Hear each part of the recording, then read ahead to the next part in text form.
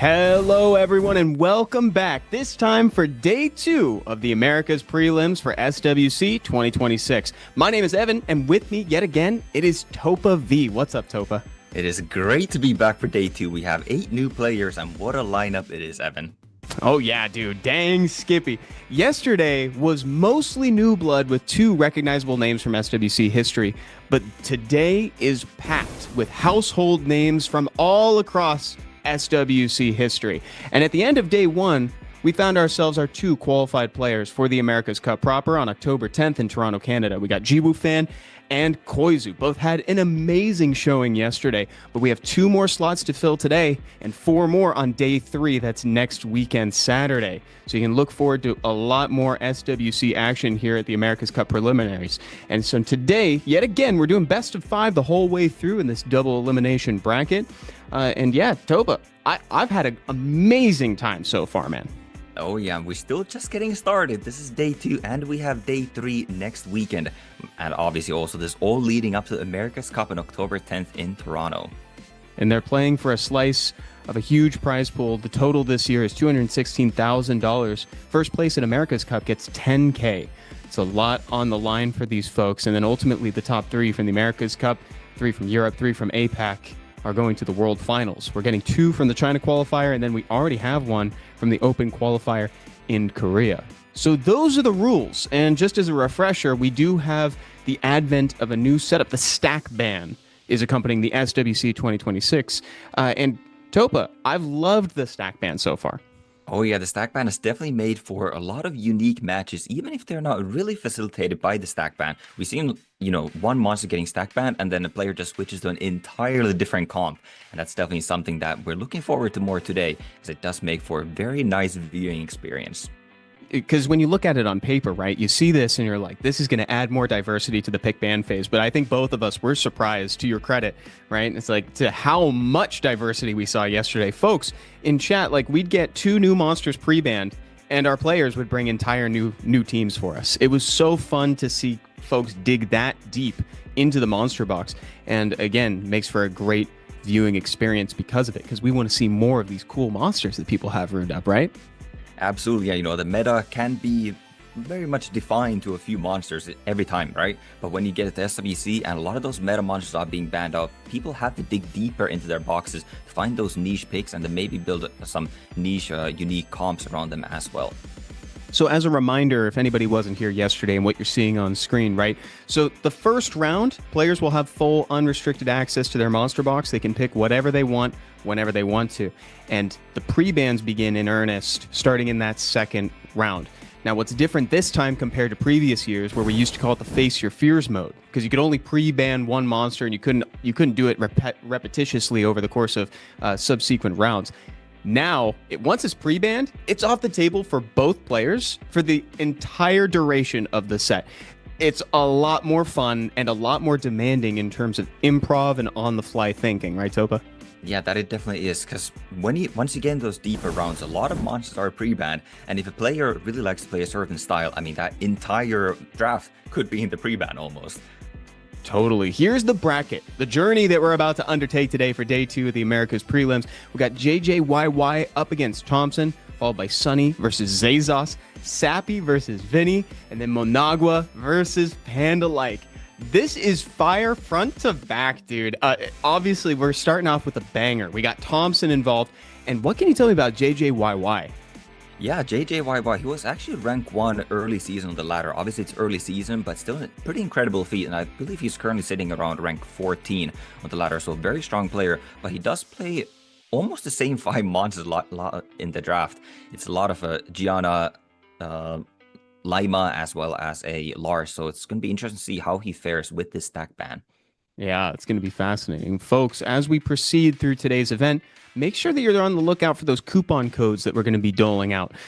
Both of them are going to have SWC emblems involved, and they can be used in their own aptly named event inside the events page, which you've likely made some progress towards already. There's some really cool stuff in there, guys. We got the LD scroll, legendary scrolls, Devilmon, and more. So make sure to collect wherever you can and redeem those codes as we give them to you. It's going to be a really fun time, so make sure to hang out throughout the whole duration. So like you said, JJYY is new to the tournament scene, but folks probably know him from the ladder. Now, Thompson, on the other hand, is a household name, right, Topa? Oh, yeah, absolutely. I mean, as we'll see in the player screens here a little bit, Thompson is the winner of America's Cup 2019 and the runner-up at World Finals. So, I mean, that is not a feat that, many players have achieved at all.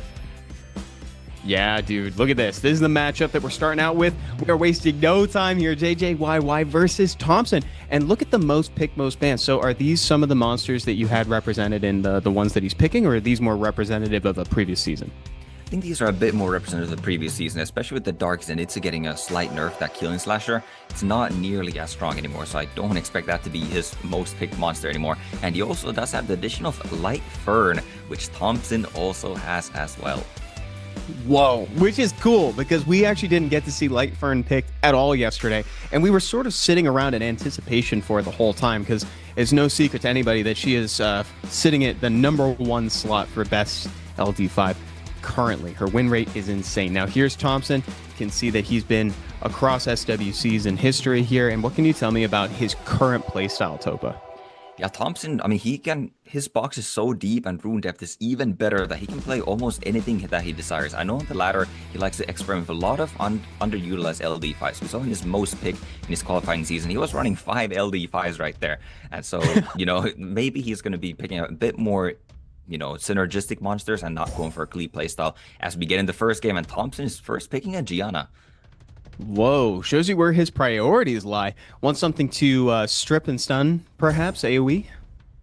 Yeah, definitely makes sense right there. That is a monster that JJYY does use as well. And it kind of counters Fern, right? Fern's always going to be putting up that buff, so Gianna can guarantee those stuns. Yeah, that's it. That's something to look out for today, too, while you're watching chat, is look out for potential Light Fern counters in situations like this as folks dance around them in the pick ban phase. So we're seeing kind of a return of some drafts that we saw yesterday. We got the Oliver, the Oki, the Ella. This is a fun situation. We got double reset plus Ella providing that functionality where she can reset someone's cooldown time on the own team. Yeah, there's definitely a lot of resets and refreshes going on right now. This is very uncharacteristic of JJYY, at least not what he's playing on the ladder. There's only that Ella and no other LD5s right now. He's playing, this very meta elemental trio with this Oliver, Shiho, as well as the Okeanos. It is obviously very effective. Oh, yeah. The Dark Nezuko. Oh, and there's that Lima, dude. Lima is another runner-up for, the best LD5 in the game right now. The two sisters staring each other down in the middle of the pick ban phase here, Topa. Yeah, they are, and it's going to be interesting to see what are the ban priorities here. I mean, that Gianna is looking very scary on Thompson's side. There's not really too good of an answer. Ooh, but the Lima is getting let through, although it is likely going to be reset here by the segment. It would be a phenomenal target. Thompson opted to take out the combo enabler in the Ella this time because Lima's obviously way more scary when she's got a refresh cooldown like that. We're off to the races, folks. Game 1 here at Day 2 of the Americas Prelims. We got a stun going out for Gianna. Unfortunately, that does activate Josephine's passive. Yeah, that does activate Josephine, so now she's able to get that provoke on this Okeanos, control him for a little bit. The segment has to connect, and it does. So nice. Thompson's That's looking in a pretty good position. Veja is going to be getting this buffs up, and Gianna does not get a proc, so it's probably going to be a reset by Oliver here. Dude, you love it when Sekhmet actually does what her skill says it'll do. Unlike Oliver, who misses everything. Oh my, double. I mean, there was no attack bar with the steal right there, but missing the reset is huge there. The Veggie boost is probably not going to be quite enough for the Gianna to move. No, Monkey is still moving, but Josephine passive is back up as well, so she's likely to cut in here. And this Monkey kind of has to stun Gianna. Oh, and it did. It did connect. We'll see if it can proc out here. Giving Josephine another turn is the least of his concerns. Gianna is staying put, just passing the turn to that stun. No stun on that turn from the Monkey, so Gianna will be movable. I guess Okeanos could take a turn here. Does not get the violent proc, so Gianna is coming with the bomb and the AoE stun, and Thompson is sitting very pretty right now. Nice. Oh, what do you think about the bomb placement there, Topa? I almost expected him to throw it on the Lima and then go for the stun, so he gets 2 guaranteed turns of the stun on it. Well, I do like the bomb target on the Okeanos, since Okeanos does have skills available. The Lima was reset by the segment, so even if she does violent proc, there are no skills available, so the Okeanos is like a more important target to me to guarantee that 2-turn CC on. It's a great point. Yeah, the Sekhmet put it on full cooldown earlier. I'm overestimating the fearsome nature of Lima. I guess that's why you ban out the Ella, to keep her down. Yeah, definitely very well banned by Thompson over there on that Ella. And right now, Shio getting the stun on the Josephine. Josephine is obviously loving that stun, just getting another free turn and putting more control on this Lima. Thompson's looking like he's in a very good position going forward here. He's got stuns going out. Josephine acting like an AoE stunner right now. Oh yeah, for sure. The anti-CC becomes the CC in this case, and Okeanos is out of the picture with the bomb. The Lima follows them right after, and Thompson's just going to be cleaning up here in a little bit and going up 1-0. This is a big ask. This is actually an impossible ask for Shiho with so much strip on the enemy team. So right now, I think JJYY is probably cooking up another strategy for game 2 here, because Thompson is walking away with point number 1 in this matchup. Yeah, very well drafted by Thompson right there. JJYY went a bit more like traditional meta, obviously less LDs than he normally is playing on the ladder. Obviously, Thompson did steal one of those main LDs, so it's also going to be interesting to see what are going to be in the pre-bans. Like, do you want to pre-ban, the Gianna? Obviously, both players do have that contested monster. Yeah, I wouldn't be surprised if it's Gianna Lima, or if it's perchance it could be a Light Fern in what we like to call the imaginary pre-ban. Oh, a Seimei sneaks in there. Yeah, Thompson does put that Gianna in the pre-ban, so he gets it first game, gets a point on the board with it, and then, you know what, no more Gianna the rest of the set, so it really is fearing JJYY's Gianna here. Such a smart play. This is something that we were kind of hypothesizing about when the stack ban was released. When you're looking at it on paper, you see this situation. It's like if you share a very key unit, you can use it that turn 1, or rather that game 1, and pre-ban it so your enemy never gets a chance to use it. Yeah, very well done by Thompson right there, and he's really prioritizing this wedge over here. Meanwhile, JJY was going back a few metas. This was very popular by Lest, I believe, in 2023 after the SWC, where he used this. This was kind of the trio back then with the Oliver, Sekma, and the Jongnam, but it's not so... I mean, you don't see Jongnam much anymore at all. Not since the Absorb on skill 3 was replaced with just attack bar reduction. Yeah, we don't really see him much, but here comes that Lima again. Oh, and one of my LDs, Topa. Oh my gosh, Elena.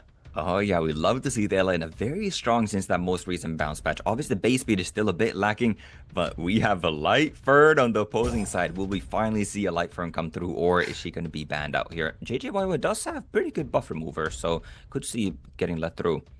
Yeah, this is what we've been waiting for, low-key, because she is fierce, that Light Fern. We anticipated we see a lot more of her yesterday, or rather just that she'd be picked by the folks who had her, because she's still pretty rare to see. But like you said, Topa, JJYY is actually fairly well equipped between the Elena as well as the Sekmet, like things to just kind of like remove what you need to off of a unit. Yeah, and Oliver does quite well into the Light Fern as well, since it doesn't apply any debuffs, so the Reflect debuff does not do it. Oh my goodness, JJYY missing with the Sekmet. That is a huge miss on the Okeanos there. Does he move in front to crowd control it? It's hard to tell right now with the attack bars, but I don't think he's going to get to. I mean, this segment is just going to disappear from here. Well, actually, segment does have a little bit of attack bar, so if it's not going to go for the swap here, Okeanos is still going to be moving thanks to that wedge out boost and can now look to reset someone. He's really thinking about who he wants to put on cooldown. I was just about to say Oliver would probably be the best choice purely because you don't want to go on cooldown anywhere. You want to keep that Viva Chill skill 3 up so that way you can snipe someone out of nowhere too. Yeah, I mean, it's a bit tough choice between the Oliver and the Segment. Since Segment did miss that skill 3, obviously does still have Reese available. Now, there's a lot of buffs on Thompson's side as well, so that skill 3 cooldown is actually not going to even... The skill 3 on Segment is not even going to go on cooldown if he's able to remove this many buffs here. It's a really good point, yeah. If she gets rid of those 4 on the Viva Chill or the Wedgette, now the 4 on the Viva, she'll actually just get it right back. Let's see if he wants to go for it. I imagine he must. Yeah, I feel like he must go for this Viva Chill. No, he's still going for the Okeanos, but now you lose your Segment, because the Segment is sitting at 0 attack bar, and Thompson very patiently waited after, for this turn 2 on the Viva, and now the Segment is going to be gone, and Thompson is once again looking to be in an advantageous position. That might have been a slight misevaluation of the threat there, just because that Viva was, we knew she was armed and ready. She'd only used that skill 2 so far. So at any moment, she could be a huge threat. Absolutely. The Jongnam is also stunned as well. Okeanos did have skill 3 available. Oh my goodness. I mean, JJY is not landing resets at all. How does Okeanos get double resisted again on that Oliver? Either way, I don't think at this point it really matters, as Thompson is quite far ahead. The Fern is absolutely popping off as well with this Despair stuns. Yeah. This Jongnam has just not provided enough value to this. Although it does technically get around the reflect harmful effects because it's a crowd control. But still, I see the vision is what I'm saying, but I think he might get benched. Yeah, the vision was there definitely. JJYY is a Light Fern owner himself, so he probably has some sort of idea what counters the Light Fern. So in theory, Jongnam looking pretty good. In practice, as we can see, he has been stunned the entire match. He's not going to get to do much at all. This is like that. There's that rare situation, right, where it's like you're stunned, you're sealed, right? So you're not going to get the proc out. You're guaranteed to skip your turn. It's brutal to have to wait for that. And now JJYY is probably thinking, where did I go wrong? Although all signs point to Vivachel. Yeah, they might point to Vivachel right there. He did get quite unlucky missing those resets, but I mean, he even got the second chance at then reaching the quote-unquote right target in the Vivachel with that segment, but still he went for that Okeanos even after he had exhausted that skill too. So I think there's a slight mistargeting going on there. And just like that, guys, Thompson is at match point. Yeah, Thompson definitely came to play today. I mean, these drafts have been phenomenal from Thompson today. We love to see it. He's taken a couple of years off from SWC, even, casted 1 year as well. So it's great to see Thompson back and competing. And he is looking like, 2019 prime Thompson right now. Totally. Yeah. I honestly, dude, I was thinking the same thing. This is a very serious and methodical Thompson that we're seeing. Because earlier when we were talking about his player profile, you brought up how it's like, he has a wide monster collection, so he wants to use it. So he kind of plays with like fun toys on the ladder, and I'm used to seeing him in that sort of playful mindset. This is a very focused, very serious Thompson that we're seeing right now. Absolutely, and Thompson is not having it with those oracles. The Lima goes in the pre-ban, while JJYY figures out this is probably a good way to deal with Vivachel. Just put in the pre-ban. It's definitely one way to do it. Yeah, exactly. So you don't have to deal with it in the course of the game. JJYY still believing. He wants the Oliver. He takes the Oki. I like the Oki take. I think that'll hopefully perform well for him. Yeah, I do quite like the Okeanos. It didn't work so well in game 1, so we'll see what can he pair with this. I think we need some sort of speed right here. The Heigang is decent. That's kind of counter the Laura, but there's already attack bar boost of the Wedgeat that will likely outpace the Heigang's attack bar increase here. Yeah, so then by the time he gets the bar from Laura's strip, assuming the Sunjang Lao makes it through, the cleanse block will also be on by that point. So it's kind of a tough one. And Thompson going Misty, Mayho for the anti-stun passives. Yeah, going for that slower turn 2 style here, trying to counter what JJY is bringing, although that Shiho is very dangerous to both of those monsters. And JJY could follow up with maybe something like an Annabelle last pick here, get some healing, defense breaks, slows, or then I guess you could also go for a Light Fern. That probably does just fine. Yeah, and considering that the only AoE strip is the Laura, I imagine it's probably going to soak the ban. I would actually probably prefer the Wedgeat to be banned out here. The Wedgeat is the speed leader and does kind of give more tempo, those solo monsters. And then obviously also has that passive healing on those debuffs that now the Light Fern is going to be providing. But JJY often just ban out one of those solo monsters in the Misty. True that. I think I might have expressed that a little poorly. I meant the Light Fern. I was expecting the Light Fern to get banned, because there's only one AoE strip from Thompson's side, but I'm surprised she makes it through here, because they're going to get reflected. There's a chance that the Dark Monkey King could get both the defense break and the cleanse block reflected. Well, I think Thompson's actually just going to follow. Oh, yeah, the Fern does cut in to that passive right now, so Dark Monkey actually can still stun. Obviously, yeah, he's willed up too, so actually this is quite safe to go for this as obviously he cannot almost resist on top of himself, by the way. That's quite funny to see right there. Yeah. That was a perfect moment while he still had immunity up. Man, I stand corrected. That was an amazing deployment of the skill 3 from the Sunjang Lao. I think I'm playing too scared. Yeah, Thompson's going to run away with this draft here too. I think that last pick, as strong as Light Fern is, I honestly do believe in Annabelle would have been a stronger last pick here. And you kind of had to break up that Wedgeat Laura combination here, because your Heigang is just not going to give you enough attack bar if your Oliver does get banned out in this case. There was also a little nice bit of restraint there from Thompson too. He didn't use the skill 2 to steal, just in case it missed, and he got defense broken on the Sunjang Lao. Yeah, well played. Thompson, he's focused. He's absolutely locked in here, and he's probably going to be finishing off the kill on the Shiho right here. And there's not much left on JJYY's side to deal with this Mayho bank. There's, obviously Fern does provide some nice debuffs with that attack break and then Heigang glancing, but there's the lack of damage is very disturbing to say the least. Yeah, no kidding. Disturbing's a good way to put it. Yeah, there's nothing that could even try to make an impact here, because from now on, like, look at this. I imagine we'll probably just see Thompson just rip the skills that only stun, And then from the monkeys, you know, so that way he doesn't get reflected. Look at this. Yeah, that's exactly what he's doing. He's just it's chip damage is what's happening. Yeah, and all these debuffs the Fern is applying is just more healing for Thompson thanks to his Wedge At passive. So I think JJYY kind of needs to be focusing his Wedge At first as he doesn't heal himself here and get rid of that healing passive, and then you can really start debuffing the other monsters and make maybe try and make some work of it, but your health is falling dangerously low at this point. And now we're gonna feed Bar to the Light Fern here from that skill 3 on Laura, but I don't think it's gonna matter here because ultimately, oh, and yeah, look at this. Now he's just ripping it because once Oki's gone, so is the hope for JJYY winning this round. Yeah, confirming the kills there. We love to see that, and Thompson, you know, making it look quite easy here. This is a very convincing 3-0 victory Thompson's gonna be taking here, and he's gonna be feeling good, you know, going up to his semi-finals match and then hopefully getting that ticket to America's Cup. This is a very confident Thompson we're seeing. We've used the word statement game in the past, and that's what this feels like to me. Feels like him kind of making a testimony to how he's going to be playing this year. And I'm very impressed, frankly. JJYY is no easy threat. Like we said, he was at the top. He was #1 for a while at the beginning of the season. So this is a really incredible feat from Thompson. Yeah, that it definitely was. And if you do want to see more JJYY, he's not out of the tournament yet. Although Thompson does take that victory right there. JJYY will be sent to day 3, which will be next Saturday.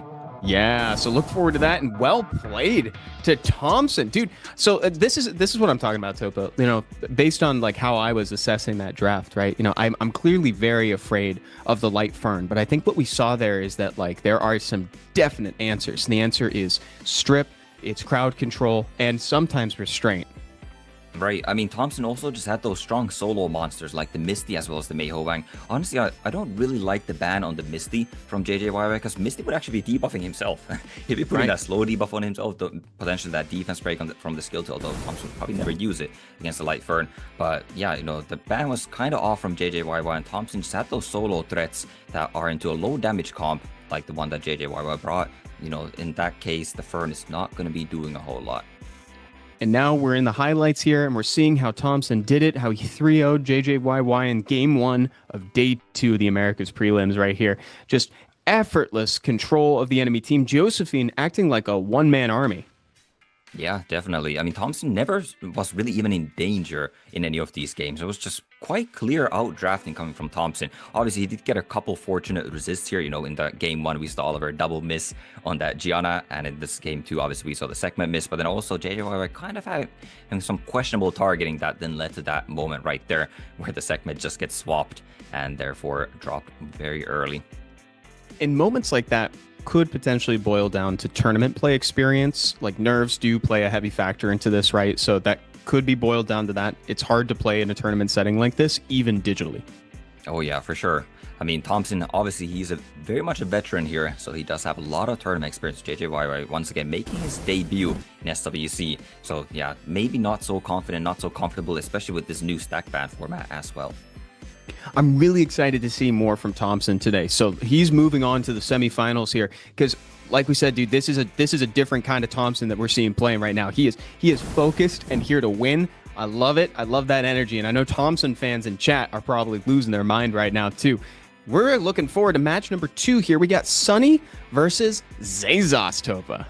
Yeah, that's going to be a very nice match as well to follow that one up. You know, Zaza is obviously very strong player in the past couple SWCs. He has made it all the way to the semifinals of the world, or quarterfinals of the world finals. And Sunny obviously going to be a new challenger here, looking to kind of dethrone Zazas a little bit.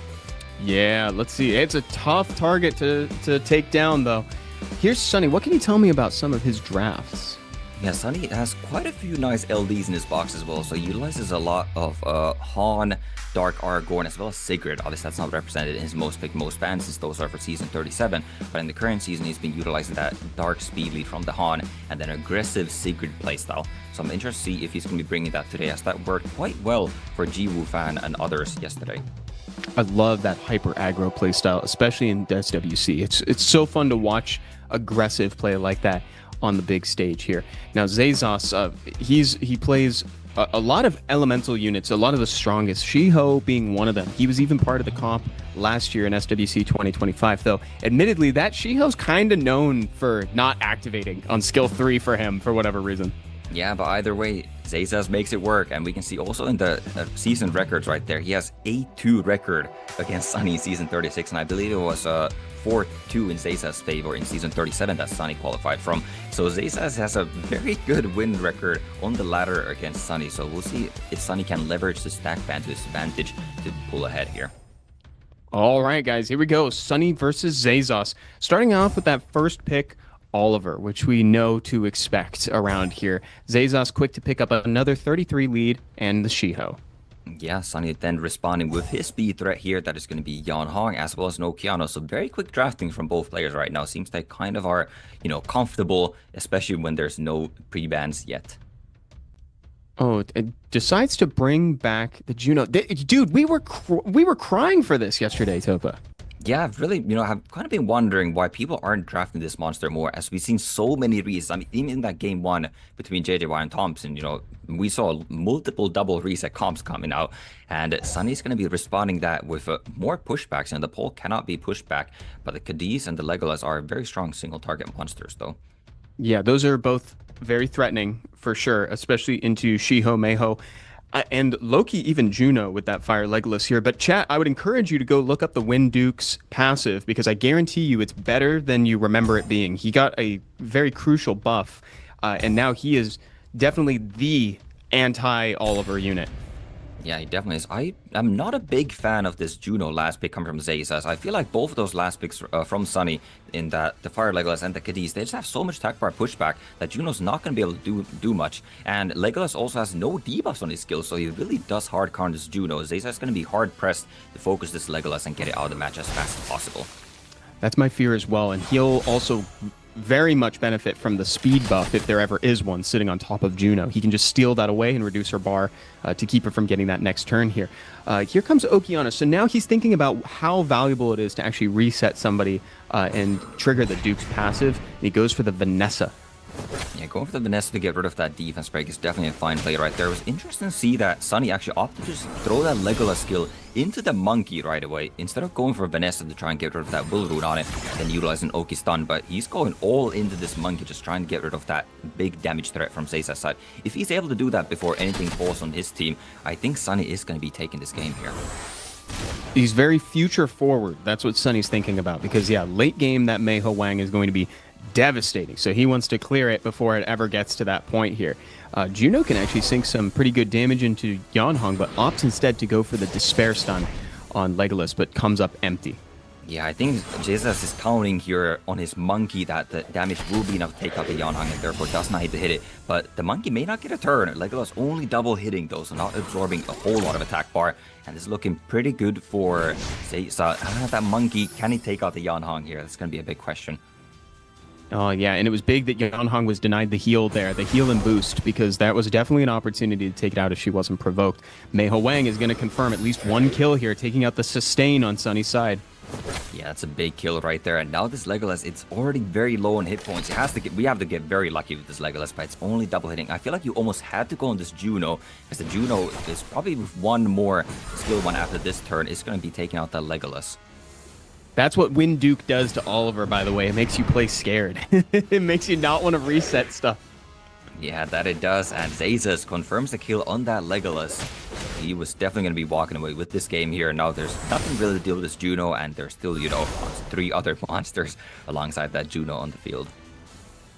Yeah, Oliver can try. He's going to take out that first one. You'll notice, too, Vanessa's passive is back really quickly, and I think that is due in part to the Wind Duke, who reduces cooldown time on the highest attack bar unit, right, Topa? Yeah, definitely. I saw one time that the Duke reduced cooldown did go on that Vanessa right there, so then allowing just that passive to come back super quick. I mean, not that it even mattered at that point in the game. That Duke is very, very nice counter pick to all those resets that Sunny was bringing. Well played to Zayzas. It's a really tough addition into a pick ban phase, too, because it's like you don't want to ban it, but it's like, because that, or it's like, it's just complicated, because that they don't want to ban your Oliver. So that puts you in a position where you need to ban the Wind Duke if you're drafting Oliver, but there's usually something else that you'd rather get out of the draft here. Pre-bans come out. Shiho is benched. Same with Han. Yeah, I mean, furthermore, that Oliver was like complete dead pick in that last match, actually. There was 3 fire monsters as well. We had a fire monkey, a Juno, and a Vanessa alongside that Duke. So the Oliver really had no good targets. So it was actually almost better to just like skill one the entire match. And obviously that makes Oliver very, very useless. Totally, dude. Sunny is going way more aggressive than last game. Yeah, it's interesting to see him bring this lineup now that his Han is already in the pre-ban, because usually he likes to play this combination with that Han, but now he's actually going to that classic trio that we saw Truewell and Ji-Woo Fan both use yesterday. Obviously, Truewell not so successfully, but Ji-Woo Fan very successfully, as it got him a ticket to America's Cup already. Oh, yeah. He's thinking about the Yan Hong, but instead opts for Dark Aragorn. These are all hyper-controlling units here. The Elsharion and the Megami are definitely going to trigger Heigang a lot, though. Yeah, so it's a very good pick on the Heigang from Zayzas. We'll see what else can he draft here to maybe, throw a wrench into Sunny's plan, because otherwise that Heigang could just be banned out, so it does need some sort of speed threat. That Efna is definitely going to be that speed threat when his Water Monkey is already banned out. Oh, and is he serious about this Chandra here? This is almost retro. This is but, Chandra is still seeing some play for sure, but this is a very SWC 2024 staple. Yeah, it definitely is. Ooh, Sunny's going for a Sonya last bit, so that is definitely signaling a ban on this Efna. And I don't know, mate, is Sunny going to be having enough attack bar to actually just outpace his Heigang boost here? That's going to be the question that we're all wondering as we get into this game too. Yeah, so keep your eyes peeled. It's all going to be decided relatively quickly here too, because of the Sigrid teaming up. Oh, and it's actually Elsharion that moves first. Yeah, this is a Swift Elsharion on shield as well, so there's, 7 buffs on his side at the start of the match, so that's going to be a lot of attack power. Ooh, but the Megumi got a attack break there, so actually messed up the tuning of the Oliver, which is quite fortunate, but it does also give a lot of attack bar to Zayza's team here, and he will be moving in, although Okeanos is already without Will Runes and can get controlled here. I gotta say, this worked out pretty well for Sunny, all things considered here, managing to open up that Okeanos so it can be stunned without activating the Heigang on Megumi's skill 2. Yeah, this definitely worked out very well. With that Bind Proc with Aragorn as well, the Okeanos is getting deleted right away. The Heigang's trying his best with that double stun right there, but Sunny is looking quite comfortable. This Oliver has to put in a lot of work controlling the team. Yeah, this worked out very well for Sunny. I was not sure that the Heigang was going to be that easily cleared for him. Yeah, and he should definitely not be touching the Oliver. Yeah, if he strips the Oliver, it's going to be cleansed, giving more attack power to the Heigang as well. So he actually got very fortunate he got resisted with that first attack and the Oliver. That's going to violent proc and then realize his mistake that, oh shoot, wait, there's a Heigang on the field. Can't be touching the Oliver. And so he's probably just going to be focusing this, honestly, I would just go on this Heigang at this point, because it's already lower on the health. Yeah, I noticed Zayzas going in on the Elsharion there. He might have been trying to trigger a revenge, potentially, to see if he could get him to strip off his own turn. Yeah, well, the Elsharion's not going to be on revenge. It's definitely on a shield Swift build here, so it's not going to be revenging. And now we kind of have to stun this Chandra here. Man, he's just getting full-on glance, and this Chandra got a violent proc earlier, so already has skills available. And all of a sudden, it's not looking so bad for Zayzas. The tankiness is on his side. Zayzas has resilience to match Sunny's aggressiveness. Yeah, we saw the Elsharion also got a triple glancing hit with that skill 2 earlier, which was very fortunate for Zayzas. And yeah, now the Oliver does have skills available. It's out of that reset that was done by the Aragorn. And I think the Oliver is going to be controlling the rest of this match here. Yeah, there's not too much Sunny can do from here, unfortunately. And look at this. Aragorn, 0 skills, only 1 valid target, essentially. This is going to be a rough break for Sunny. Yeah, he had a really good opener right there, but Zayzas with just, the slow and the glancing was so much that it gave Zayzas enough, time to then come back in this match. And, well, Sunny's not out of it completely yet. This Megumi can get a crit and a defense break on this Chandra. I think Aragorn could finish it off, and there's still a chance for him to win. Interesting. That would be... Does crit, but no defense break. You hate to see that. He needed that defense break so that way Aragorn could take the kill, because now it's looking way less likely that Aragorn can take this.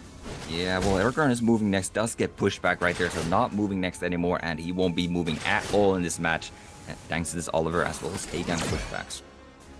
Well played from Zayzas here, Topa. Like that, he was so tanky. Again, the resilience is the word I want to throw out there, because it takes a lot to face the aggro that Sunny was bringing.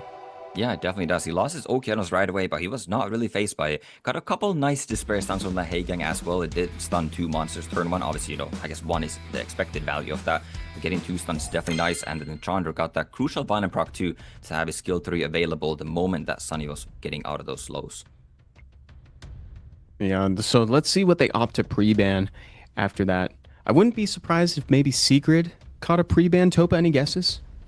I don't think Zazas is too afraid of the Secret, especially when the Han is already in the pre-ban. But that's obviously a monster. Actually, I think Zazas actually does have a Secret too, but he doesn't really play that monster. So probably, a fine ban since you're probably not going to utilize that monster yourself.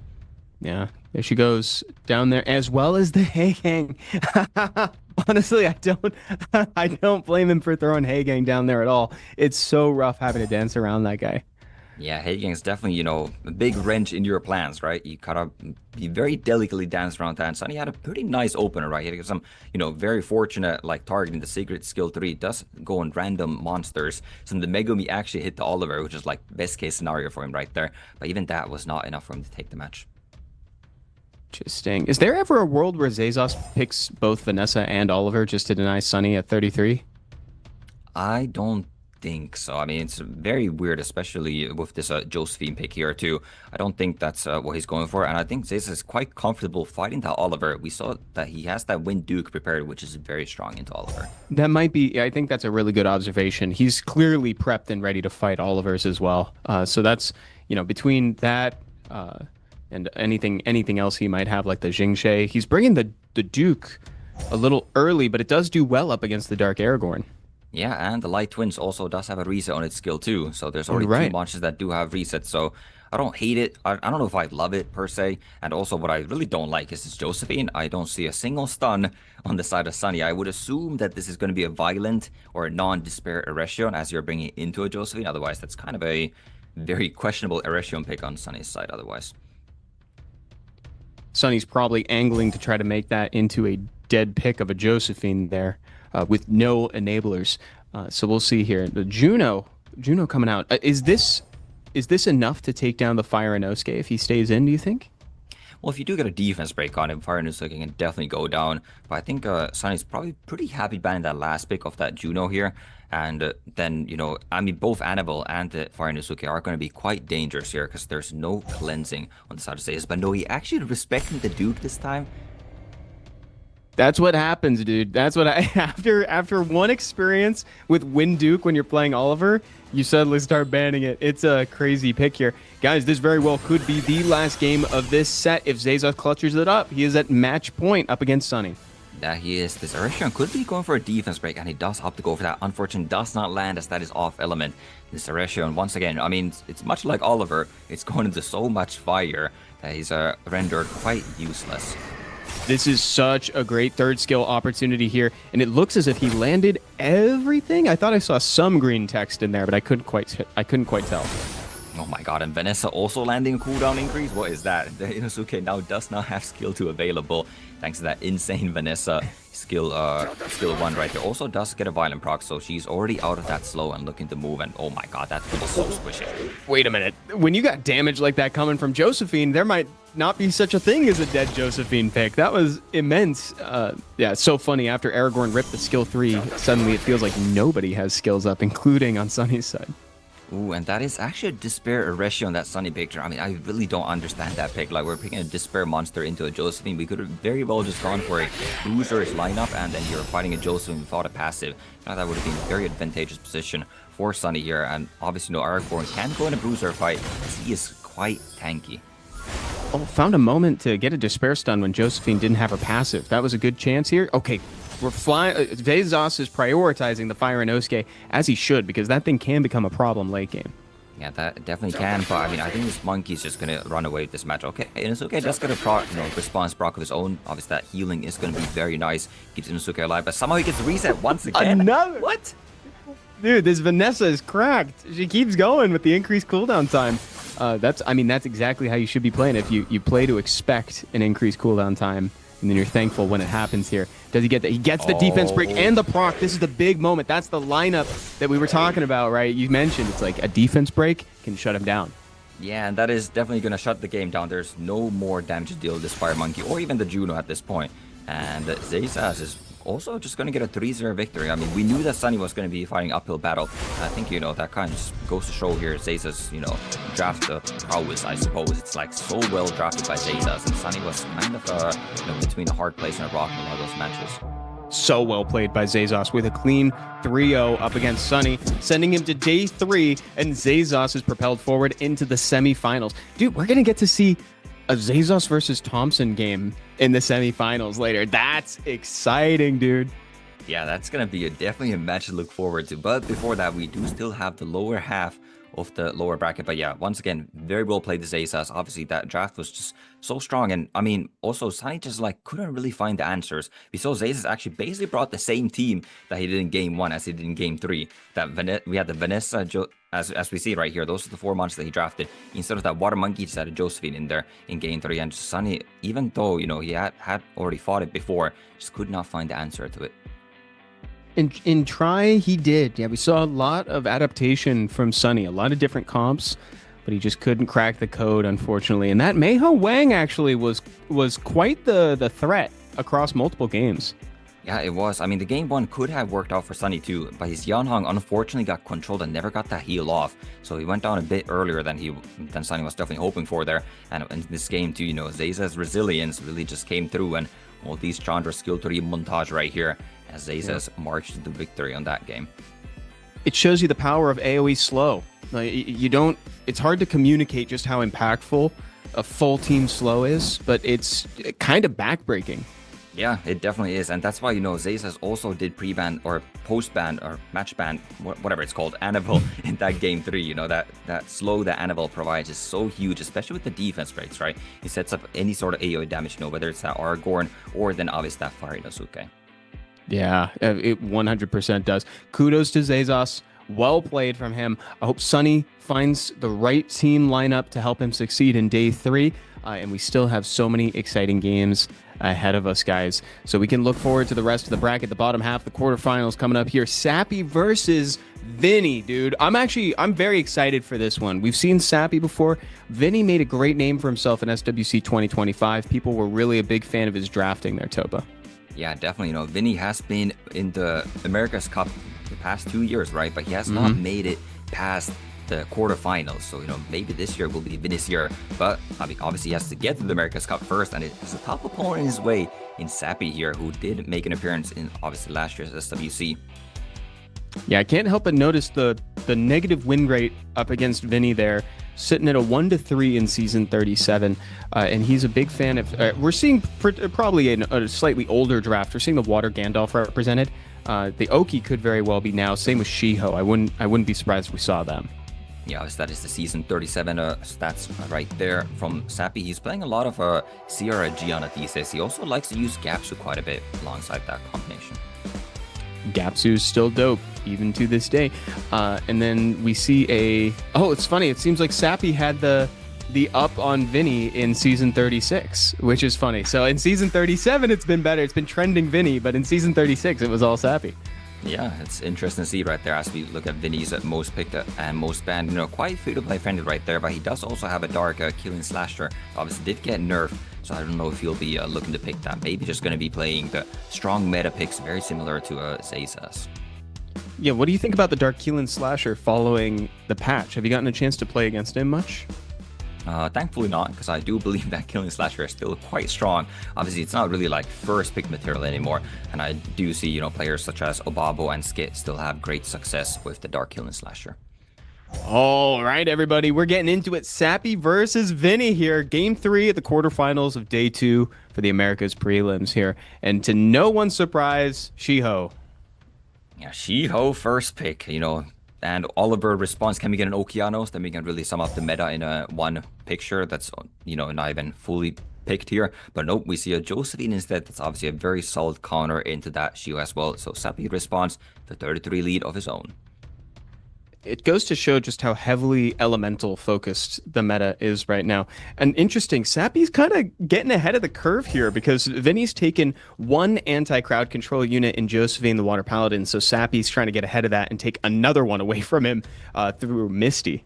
Yeah, it's a very early Misty pick. I know Sappy also does own a Light Tabek or Light Horang, And personally, as Light Horang owner, I always think that Light Horang is better than Misty. But that might just be due to my lack of Vampire Rune. So we'll see what Sappy's Misty can do in this game, as it's probably going to be let through by Vinny since it's being drafted so early.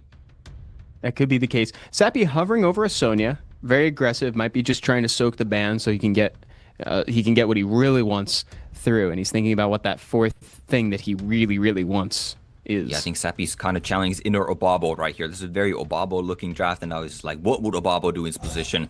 I don't think a Juno is what Obabo would be picking, but that's what Sappy is going to be picking, and it's clearly not Obabo playing. Yeah, I don't think so either. I'm wondering if he wants to save the light Tyvek for a game when he doesn't have Shiho. Like, if he ever loses the Shiho, then he could get the bonus damage hitting into invincibility, but I'm not too sure what he could be angling for there. Chow! All roads lead to Chow, Atopa. Yeah, pretty solid last pick Chow from Vinny. Obviously, there are multiple sources of damage on Sappy's side. Obviously, that's Sonya most notably, but also a Mystic can definitely deal with the Chow. Obviously, Shiho does do damage, but also can be killed by the Chow quite early. So I'm not sure if it's like the best possible pick here, but it can definitely look quite threatening. So are we thinking a Sonya and a Chow ban? Is that what we're expecting? It's kind of a rock, paper, scissors moment here, because both players only have one speed lead. So one side bans speed lead, but the other doesn't. I think the speed lead side will be outspeeding. But no, we're just going to be banning out the Sonya as well as the Annabelle. I do like the ban on the Annabelle, because we are likely getting our Misty through, and Misty can definitely deal with this Chow. And this devastatingly means no defense break for Vinny. So now the damage is actually, it's not going to be nearly as explosive as it could have been. Yeah, it's definitely not. And Sappy also obviously taking that turn one with that Shiho, obviously having way higher base speed compared to the Jogan, so even an equal lead that is going to be going first. That's going to connect with the stun. That's going to be a free turn for Josephine, but now Juno's looking to get some debuffs on the opposing side. Here comes Oliver, manages to get both the attack bar and the cooldown times for Misty. So setting up here comes the defense break from Sappy, throws it onto the Jogun to try to helpfully deny him those uses of skill 2 and skill 3. Yeah, this Jogan still does have all skills available. There's obviously no reason on the side of Sappy, just that monkey stun to turn one. Ooh, I think that's a mistake. That's a mistake from Vinny. He should have absorbed the attack bar on this Misty, because now the Misty lapses, the Jogan's going to fall. Oh, that was a big miscalculation. Losing a unit this early is very, very bad for Vinny. Yeah, it's pretty bad there. I definitely had to use the Oliver skill 2 on that Misty to give his Jogan the turn, because then he could have put something in the scroll and got an attack bar for this Chow. Chow's would have done a lot of work for him. Right now, Sappy's looking to be in a very good position. I think he still want to go over this Oliver here first, because obviously Juno can do a lot more damage there, and the Oliver is going to be annoying for Misty, but after that Oliver falls, there's not much that can deal with this Misty. And Juno's been doing great today, actually. She's kind of making a case for her versatility, getting that stun on the Oliver when Sappy needed it most, and now he's just kind of thinking about where he wants to go next. Getting a slow on Josephine, slightly less impactful than on other units since her passive gives her a turn automatically, assuming it's online. Yeah, but the passive is down, so Sappy wants to get that slow in there when he can right now. And Chow getting a nice violent proc. That's a huge proc as it gets rid of that Shiho. Well, it did have attack up there too, but now Misty's going to be doing a lot of damage on Steven's Broken Oliver and almost one-shots it. Holy, dude, monsters are dropping left and right, baby. Oliver's hanging on by a thread, and Juno can just clean this up however she so chooses, be it a skill 2 or otherwise. Throws it out, cleanses Josephine. Now Josephine is armed and ready to attack. So Vinny is down in the count of monsters, but that Justice is more empowered as allies fall. Yeah, Justice is getting stronger by the second, and he's going for that Misty right. Ooh, that's a very nice revenge, as Chow obviously cleanses every time he moves. But when you get that slow on the revenge, that slow is going to stick around for a while, and that's going to give Misty definitely the opportunity to lap this Chow and then heal even more here. Probably just wants to finish off this Josephine here. Yeah, the slow, as you pointed out, is one of the more impactful debuffs to throw on Chow. Ooh, I don't know if I like that hit on the Chow right there. You're kind of giving you more Nemesis as well. Chow just get a very nice banner proc once again, finishing off that Vanessa. And now it's going to be Misty and Juno versus Chow. Chow can definitely win this, but look at that Misty damage. That is hurting. Oh, the revenge. It's over. It's over. Yeah, Chow's dead. That's the moment. Slow on Chow means the lap. That's it. Sappy cleans house, dude. So that exchange at the end there, Topa, is exactly what Sappy wanted to see happen. The revenge on the Chow to apply the slow into damage so he can lap. definitely quite fortuitous revenges coming from that Misty on Sappy's side. Obviously, only one set of revenge on that as it is built on Vampire and got 2 nice activations against that Chow right there. But yeah, the Misty pick ultimately, does counter the Chow. So Chow last pick, seemed good on paper, but not so good in the actual match. It's so funny because I was on the same page, dude. I was like, that's kind of an early Misty. I saw it more as taking an option from Vinny, but like it ended up being the biggest tool in his arsenal.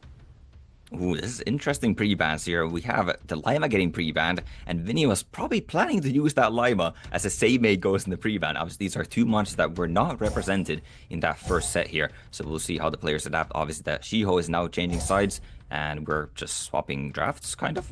Yeah, it's like we're totally trading drafts here. So this, I'm wondering if my hypothesis is correct. Does this mean that Sappy is more likely to draft that light Tybeck or the light Hwoarang, considering that he does bonus damage if he ignores beneficial effects? Might be excellent at dispatching that Shiho. Oh, and Sappy is ready today. He also has built that wind pole. But probably, this seems like he's taken a lot of inspiration from Obabo. I mean, Obabo does like this Vanessa playstyle, and obviously he's, one of the qualified players in the Europe region. If you did miss those qualifiers. Now going for hovering, a couple other picks here. Going for Sonya, obviously a very high damage threatening monster, but Vinny does already have some speed on his side as well to answer this. Picking a Sonya here instead of that 5th pick slot does manage to increase the odds of it actually seeing play in the round, I'll say. Since Vinny now sees it coming, he's more likely to draft against it than just outright ban it. Yeah, he's going for an Okeanos right now. Obviously, that very RGB meta, but he only has 1 speed lead right now. Does have 2 fast monsters. Sappy could potentially pick another speed lead here and guarantee the outspeed, but I mean, he only has 1 fast monster, so it's at this point, it's kind of weird because your Sonya is kind of left hanging at this point. The Vanessa is likely to catch the banner. I'm not sure if Meiho Wang has enough into a Shiho and an Annabelle, although one of them likely is going to be banned out. It's a really bad combo for Meiho Wang. Defense break and slow into huge damage from Shiho. Oliver is still in the game because the Wind Duke is here. There's a lot of stuff that was worth banning, and ultimately Vanessa, like you called out, soaks the ban, and Etna soaks the ban for Vinny. Okay, so Sappy is going to be getting outsped here, but can the Shiho stun the Sonya? It is still off element. If it misses the stun, Sonya does get her skill off, and she misses the stun. Oh, that's so Shiho, but she lives it. Manages to rip the skill 2 to cleanse and heal everybody back up, but Annabelle is still just sitting at half health now. Yeah, that's obviously very good for Sappy. If Annabelle falls, I mean, Fire Monkey stonks are definitely going to be going up here. And oh my goodness, that Okeanos damage is straight up murdering the Sonya here. Dude, I wasn't expecting like that. I knew he was going to do some damage, but he actually cleaned up that Sonya real quick. And that's great if you're Vinny, because now he doesn't have to worry about that thing for the remainder of the game here. Let's see what Windfall can do. He might try to apply a stun here. You hate to see it. Gets the irresistible debuff, but the skill doesn't activate. And we got it again on skill 1. Yeah, and same thing. Yeah, no activations. That skill is so bad for Sappy right there. Annabelle is going to be moving here, and she's going to be getting that back-breaking skill 3 off. And that might be already enough for Vinny to win this match. Because the Fire Monkey is going to still have, 3-turn defense break. Even if a Violent proc, he's still going to be defense broken.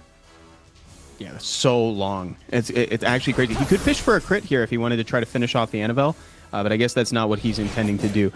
He wants to see if maybe the combination of his other 2 mates can do it. Oh, this Paul is having quite a proc fest here. It's a lot of pretty decent damage the Paul is dishing out there as well. 10k with that skill to defense broken Oliver. And Sappy is still looking pretty good. That Annabelle did go down before the Fire Monkey. Obviously, there's still a Shiho to deal with this Fire Monkey, but Oki can't really even use that high damage skill too. Wait, defense. Oh no, he procs out of the defense break right before Shiho's getting skill 3. It's the Windfall. Dude, he's so good, dude. He decreases cooldown. Chat, go read his passive. After this game, go read his passive. It's actually so good now. Wow, what a clutch Violent proc from that Fire Monkey too. Getting rid of that defense break, because that Shiho skill 3 was going to hurt. I don't know if it would have taken it out, but it was going to hurt. But what's also going to hurt is going to be this Okeanos skill 3. Or maybe he just opts to go for skill 1. No, goes for that skill 3. I think that might be a slight mistake, as now you do give the shield and the turn to Josephine here. Dude, this is such a fun set. I'm loving Meiho Wang. Meiho Wang can change an entire game's course with a single proc. He's such a powerful unit. I love that he's still relevant to this day. Look at this, dude. He's cleaning up, and there it is. Another one. And another unfortunate miss stun on that skill 2 from Shiho onto the Josephine. So Josephine passes back up, and now it's going to be getting stunned and getting that turn. And I mean, this Meiho Wang just does not care. Water Monkey, fire beats water, as we see right there. And Sappy goes up to match point. So well played. I wanted to call out too. It's like, you know, the wind Paul's passive that decreases cooldown time when he gets a turn. It combos really well with things like Josephine and the Meiho Wang to get those skills online faster, because Josephine's passive will be back before you expect it to be occasionally. Yeah, that's definitely, I mean, that's obviously the buff that made Windpole actually relevant. Before, you know, he obviously had that passive of where he would just would be immune to pushbacks and would increase attack bar of your team, but your team would move and they would have no skills. So obviously this buff kind of fixes that by lowering those cooldowns. So now he's actually a pretty relevant monster, and we have not seen Windpole lose yet. Yeah, he's got a 100% win rate today. So chat, definitely go explore that if you happen to have one. He's a fun unit to build for sure. Annabelle and Vanessa are joining Seimei and Lima in the pre-ban. Ooh, the Vanessa pre-ban from Vinny here. I want to get rid of that 30 to the lead on Sappy's side, and Sappy still prioritizing this Water Monkey first pick, but now Vinny is likely going to be picking up the Oliver, and there's not going to be a 33 speed response that Sappy can respond with. So Vinny hovering the fire Tetsuya and locks in the Josephine. We've been seeing the Josephine and the Shiho changing hands on occasion here. Yeah, and I mean, so far, Sappy has won both games, so it hasn't been working out for Vinny. You know, whether he has the Shiho or whether he has the Josephine, either way, he has lost those sets, and Sappy is back with his early Misty. And, you know, I'm kind of a believer of this Misty now. Obviously, it does do pretty well in the Josephine, and that Tetsuya, also a stunning monster that obviously the Misty does counter. Yeah, the Jing is the only thing that I'm a little bit concerned about currently, purely because I love Jing into Oliver. I like it less into Fire Megami and Josephine, especially because you could accidentally trigger Josephine's passive on a revenge. I 100% agree with you there. I think, you know, since Vinny didn't pick up the Oliver, I think Oliver would have just been pretty nice for Sappy to pick up here, as, you know, that Riza is still very strong in the Josephine, and that allows your Water Monkey a lot more freedom to go with. But he's opting for this more bruiser lineup, which is definitely understandable why he goes for that Meiho Wang, and now he's probably going to be needing to pick some sort of healers, but we're going for Carlos. What? Oh, Sappy, he locked it in, bro. He's trying to win some points with me, dude. Like, I love a Carlos. But the question on everybody's mind is, does this comp facilitate a Carlos here? I mean, I suppose there's a world where it could be Shiho strip, Misty set up defense break, Carlos kill and chain. But what do you think of it, Topa? Well, I think the idea is that the Carlos just counters the Sonya. You know, Sonya's going to kill something, and Carlos takes a turn, and then Carlos is going to kill that Sonya in turn. So you kind of just trade right there, but it's also kind of awkward and dangerous to do that, since Carlos is going to be a lot slower for monster, so you have very high chance it lands on that Sonya, and therefore would not be able to take it out. And the Chow is also back as last pick from Vinny, which does do well into a Fire Carlos. Yeah, it is definitely going to be a dangerous keep here, because are we in a I don't know if Sappy's going to want to ban the Chow, considering he had a positive win against it with the Misty. Yeah, so he opts to leave it. Vinny respects the Carlos. I love it. Oh, wow, the Carlos respect is there, and the Sonya is let through. It's going to be interesting to see, does the Sonya, first of all, outspeed it? Should, and can it one-shot this Misty? That's the thing. This game's going to get a lot more complicated if she can't. Let's see. Vinny putting his cards on the table here. Sappy at game point. Can she do it? Oh, almost take down the Shiho. Going for the Shiho instead. I don't know if I agree with that play. I think Misty is way more dangerous, but maybe Vinny's not confident in his Sonya to get rid of that Misty. Because Misty, especially once it gets stacked up, it's only going to be scarier. And you do have the Rakuni's heal support on top of it as well. Last time he didn't have that heal support, and the Misty did damage. Let's see if this pays off for him in the long term. We still have the Jingjae, and there is like a world where the Jingjae is actually an asset to Vinny. So we'll see how this plays out. Yeah, Sappy is going to get a lot of value out of the combination of Rakuni and Misty. They work very well together.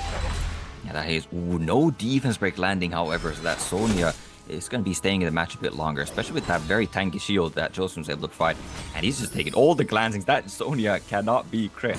No, dude, she's resisting everything. Here comes Chow, try as he might, and ends up getting a slow from a revenge. Yeah, once again, these Misty revenges are absolutely popping off, just slowing this Chow on command. And that slow, once again, is going to be so valuable as the Chow is sitting with 0 attack bar, so it's going to take a while for him to get that turn. But Sonya has skill 2 available already, thanks to all those glancings. Oh, did she? And is she going to get that off? Actually, if you stun Rakuni here, she'll be able to use that skill 2, because I think Rakuni has skill 2 to boost up the Misty and kill, right? Yeah, there it is. Yeah, maybe a slight misplay from Vinny right there, but I think with the slowed up Sonya, actually the monkey may have been outsped it too, because yeah, that slowed up Sonya obviously losing a lot of speed, but now a defense break is seated on top of this Misty. There's no justice available, so Misty can't survive this, and that revenge stun from the Xingze, while it does activate Josephine passive, it guarantees that Chao is not going to violent proc this justice. Oh, there you go. Oh, and does Misty's gonna live this, because Rakuni's about to cleanse on his upkeep here. So let's see how it goes. There's Rakuni giving Misty that and the proc, ever important cleanses and heals. That is such an important proc right there. Now Misty's going to be getting some damage. Ooh, late defense breaks, not going to be getting that much damage due to that shield, and that's pretty, minuscule healing on that Misty. Oh, that's rough. And he receives the defense break too. This Misty's really good at revenging, but not that great at landing defense break, I've noticed. Let's see. Josephine's, can she kill? She might be able to kill with a proc here, Topa. Look at this. This might be enough damage. Proc is definitely going to kill here, but we see the Chao is already moving next anyway, so you actually don't have to take the kill. Opts to go for a stun on Xingze, that's just cleansed up anyways. So Seppi can still win this. Ooh, the monkey is kind of an asset to Vinny right now. Just refreshes Josephine passive and just getting all of those shields that then, kind of prevents the Misty from healing earlier. That's why I wasn't a big fan of this monkey pick, and Oliver would have done way better. Yeah, dude, that's what we were talking about in the pick ban phase, right? I really did not like the Xingze here. I mean, I'm still more than down to be proven wrong if this thing ages well and manages to get a defense break proc, kill something. I just don't see a world where that happens. I would have way preferred it if there was an Oliver on Vinny's side instead of the Josephine. Oh yeah, for sure. I mean, Xingze still can't do this. If this Megumi is out of here, there is... Oh, ooh, okay. Rakuni does move in front and does cleanse that defense break. Obviously, that's a dangerous position for the Raccoon to be in, but now getting the additional turn as well, even more healing. This Xingze, okay, it does crit. Is that good? It's not enough, though. Is this the little Xingze that could? Can he actually close this out? It's looking like it is getting less and less likely as the attack goes up and HP goes down here. Chao's going to just keep hitting harder. Yeah, this Josephine is also controlling this Xingze very well here, so it's not getting that turn to take out this Megumi here. And what's also important to note is that this Raccoon is not on Nemesis. We saw it take a big hit from that Chao, but get no attack bar as a result, so just a little bit that's also going against Sappy in this fight here as we drag on. That's going to activate Josephine's passive. It's the same. It's pretty much the same song and dance until Chao reaches the Justice again to confirm the kill on Rakuni. And just like that, it is Xingze up against the world. It's two water monsters absolutely bullying this wind monster. Absolutely. I don't think has this Josephine missed a single stun. Okay, and Chao just, let's end the pain, end the suffering. Crits out that Xingze, and we're going to a game 4. Vinny getting the point when he needed it most. Dude is in the headspace for a reverse sweep right now, so Sappy's got to be careful, but he is still at the advantage. He is at game point in this best of 5. Yeah, he definitely is. Those stack bans are increasing, and maybe the Vanessa was the key to Sappy's combo here, as that Vanessa was pre-banned starting from that last set. Vinny was able to find a victory right there, and maybe that kind of shook Sappy up as he picked that Xingze, and as a secondary speed lead, and it did not perform very well for him at all. No, sir. So pre-bans coming out. What do you expect to see here in the pre-bans? It's going to be interesting. I wouldn't be shocked to see something, the likes of maybe even the Water Monkey in there, as Sappy does not have first pick now. I think he could definitely be pre-banning that Water Monkey. And, that Misty, Vinny was able to deal with that last game, but that Misty is looking quite dangerous. Yeah, the Misty would be a really good one. These players are really taking their time thinking about it, as they should, because this is arguably the most important one. Misty gets benched. Yeah, Sappy has earned the respect for his Misty, and Vinny is just putting it in the pre-ban. Meanwhile, the Okean is also there as well, so one less crowd control monster available for Vinny. See what he first picks. It's likely going to be that Water Monkey here. Yep. There it is, changing sides every game. Bringing the Xingze again. This is kind of asking for a Josephine pick again. Oh my goodness, but Vinny brings something even more fun. Yeah, more fun arguably. This is definitely going to be a lot of AoE damage, but Sappy does have a Ragdoll in his back pocket. And definitely likes all these AoEs, that even those incidental crits, even if you don't ruin these monsters on a lot of crit rate, they're going to be getting those incidental crits, and that's going to be more attack power for Ragdoll and the entire team. Totally. Yeah. And the dark killing slasher, Vinny. Vinny, stop, bro. Bro's bringing so much heat. I love this. The thing about Sappy's draft, though, Josephine is she lacks effectiveness against the Dark Monkey King. So I think Sappy's really banking on that Sekhmet to land that skill 3 on him. Yeah, but I mean, can he even outspeed here? Obviously, we're an equal speed lead. Segment does have 1 base speed advantage on the Shiho, but we've seen Sappy prioritize Shiho as well, so the Segment likely doesn't have his fastest set. Angela pick is phenomenal here, however, for Sappy, obviously getting those passive cleanses and heals, as well as the shields that do some brief like damage too. Yeah, an Angela pick, I'm so glad you said that, dude. Yeah, she amplifies the Josephine because now the shields are going to reflect damage thanks to Angela's passive as well. So this is a very annoying comp that Sappy has kind of assembled here together. It's a lot of cleanse, it's a lot of sustain up against Vinny's hyper aggression here. Yeah, it definitely is. It's going to be interesting. What does Sappy ban out here? Does he ban out that Dark Monkey? As you know, obviously the cleanse block does counter Josephine as the biggest source of defense breaks. But no, he goes for the ban on the biggest source of damage, that killing slash. Even though it's nerfed, it's still very scary. That's interesting too, because I suppose the Rakuni could keep it sustained, but the Dark Killing Slasher would have received a lot of reflect damage from all these shields that are inevitably going to be out. Regardless, he's out of here, and so is Xingshi. We're getting into what is potentially the last game again. Sappy at match point here. Shiho outspeeds the Sekhmet and lands a crucial stun. Yeah, I do understand the ban on that Xingshi, as you do want to get rid of that speedy to guarantee you do outspeed this segment. But now you're letting all of these, I mean, this trio of Ragdoll, Josephine, and Angela is going to be very difficult for Vinny to get through, and I'm not sure if he's going to be able to do that. Oh, look at this play, dude. He boosts up the Light Gojo to steal all of the immunity, and he actually comes up positive on that and steals all of it. Yeah, it does, but also Angela is going to cut in between, get that shield, and look at that health on the monkey go. Just the reflect damage alone is going to take 40% of that monkey's health away. Holy! And that's kind of what I was referencing when I was talking about the Keelan Slasher. He kind of melts into these shields. Yeah, obviously there is still a Rakuni on Vinny's side, so he does have sustain. This Dark Monkey, that damage is not permanent, it's not irreparable. So Dark Monkey is still in the fight, and the Josephine passive is down, so that Vinny can get some control, but he's kind of running out of steam here a little bit. Yeah, that's a really important note, dude. Like, his skills are mostly offline, and he doesn't want to use the Hollow Purple just yet. He wants to save that for when he can cleanse something and try to maximize damage. Yeah, definitely has to go on this segment here. Segment does still have all skills available. Does get the stun once again. Raccoon with a nice violent proc. He's going to be able to utilize that skill to light on itself. Just get more healing on. Could even go on the Water Monkey trying to stun Josephine. Keep that passive locked away. And he's often go for that play. And gets rewarded. But Josephine procs out. Well played. So her passive's going to be back online next turn here. Gets a crucial little stun on the Dark Monkey King. He has to pass his turn here. So Shiho's just going to hit, but he could accidentally activate Josie. Yeah, therefore, opposite goal for that Angela right there. The lowest chance of getting that stun. But Angela is going to be moving here next, and it's going to be cleansing off that Sekhmet. So Sekhmet skills are available. Angela kind of does need a proc here, as Sappy's speed is falling very low on hit points. Does not get that proc. This could be a lot of debuffs, or does he just choose to reset the Shiho? Goes for the reset. Yeah, because that also could have really juiced up the Hollow Purple for Light Gojo for the cleanse there. Yeah, there's a lot of nuance in these decisions, all the way down to just opting to pass with the Shiho, attacking into the Angela, and he's trying it again here, feeding Josephine turns by accident. Here comes the Shenzhen Lao with the proc. Ooh, nice proc on that Shenzhen Lao. That means skills are available, and I do believe Rakuni does have skill 2 available as well. So though Shenzhen Lao could be getting that skill 3, and that's going to be very painful for Sappy to deal with this. Or the Shenzhen Lao also gets that defense break on the Sekhmet, but Shiho is not quite able to finish it off yet. Oh, with the stunning the Light Gojo here is actually kind of important here. Rakuni gets the cleanse. Rakuni cleanses oh my god, bro. That was so good.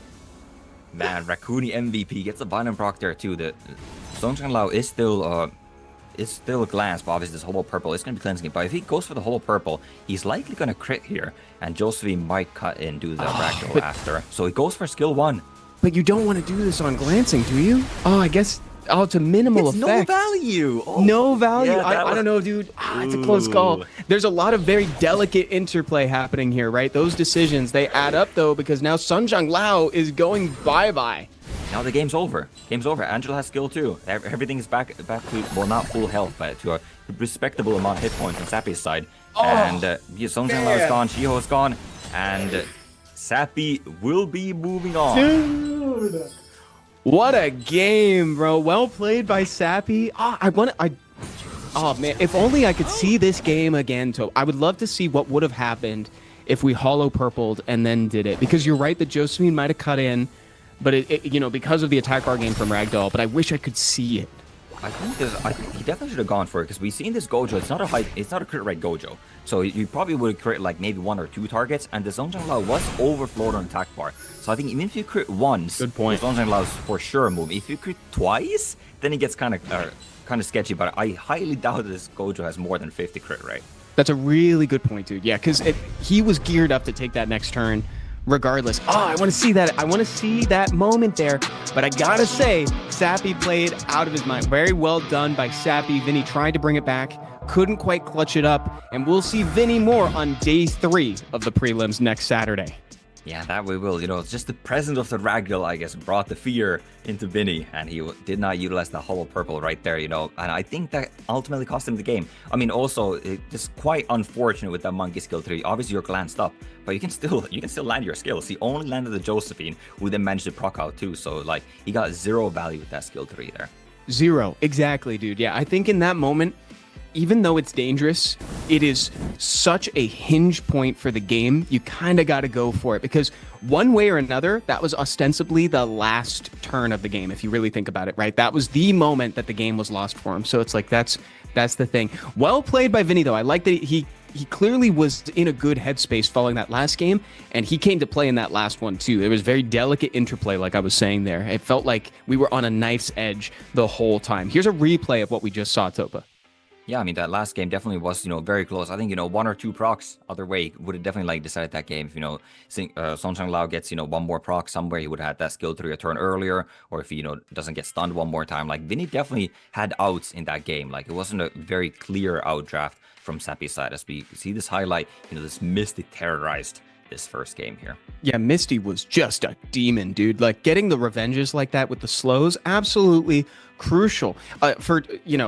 For folks in chat as well, I know we mentioned it a couple times, but just in case we haven't had folks in this exact situation before, when it comes to units that auto cleanse on their turn, slows are particularly impactful because they impact them before they get to that auto cleanse moment. So it takes longer for that already pretty slow Chow to get to that next turn. So now we're seeing that rhythm of Josephine's being passed back and forth, Shiho's being passed back and forth in these games here.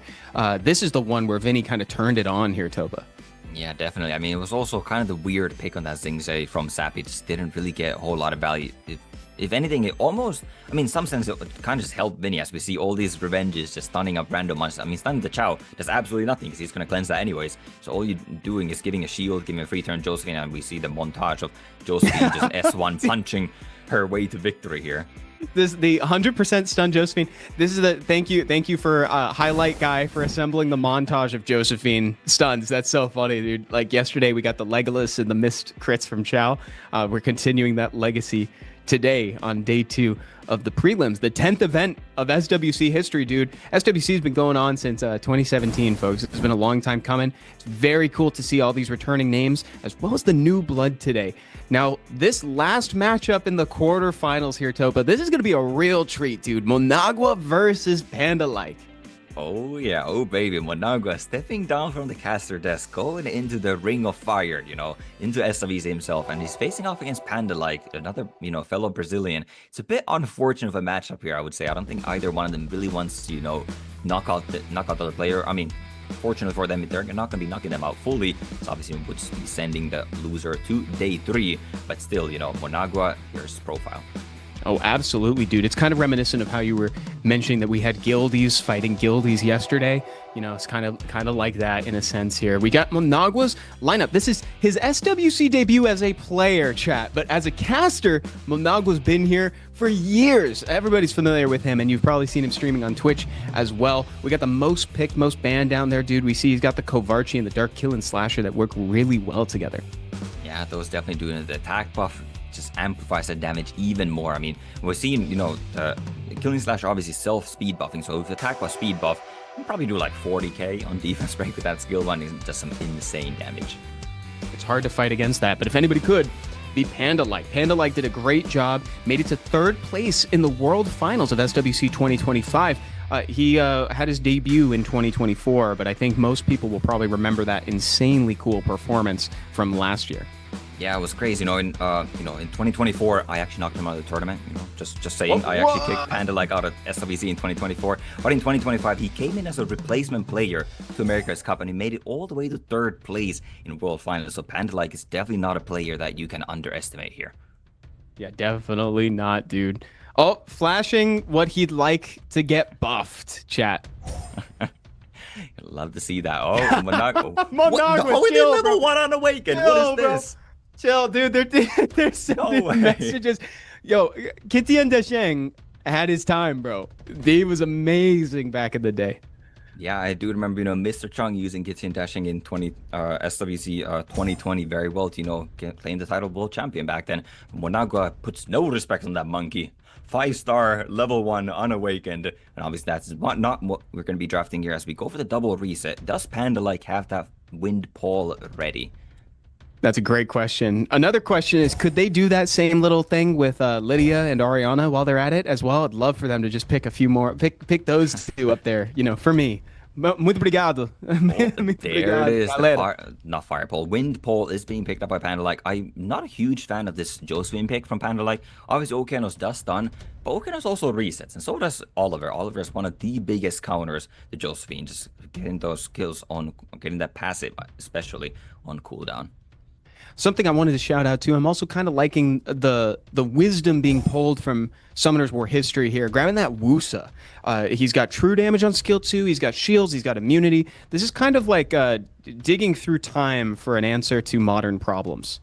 Yeah, it definitely is. And I mean, what you pair with that Wusa is even a Mo Long. Honestly, it doesn't seem too bad here.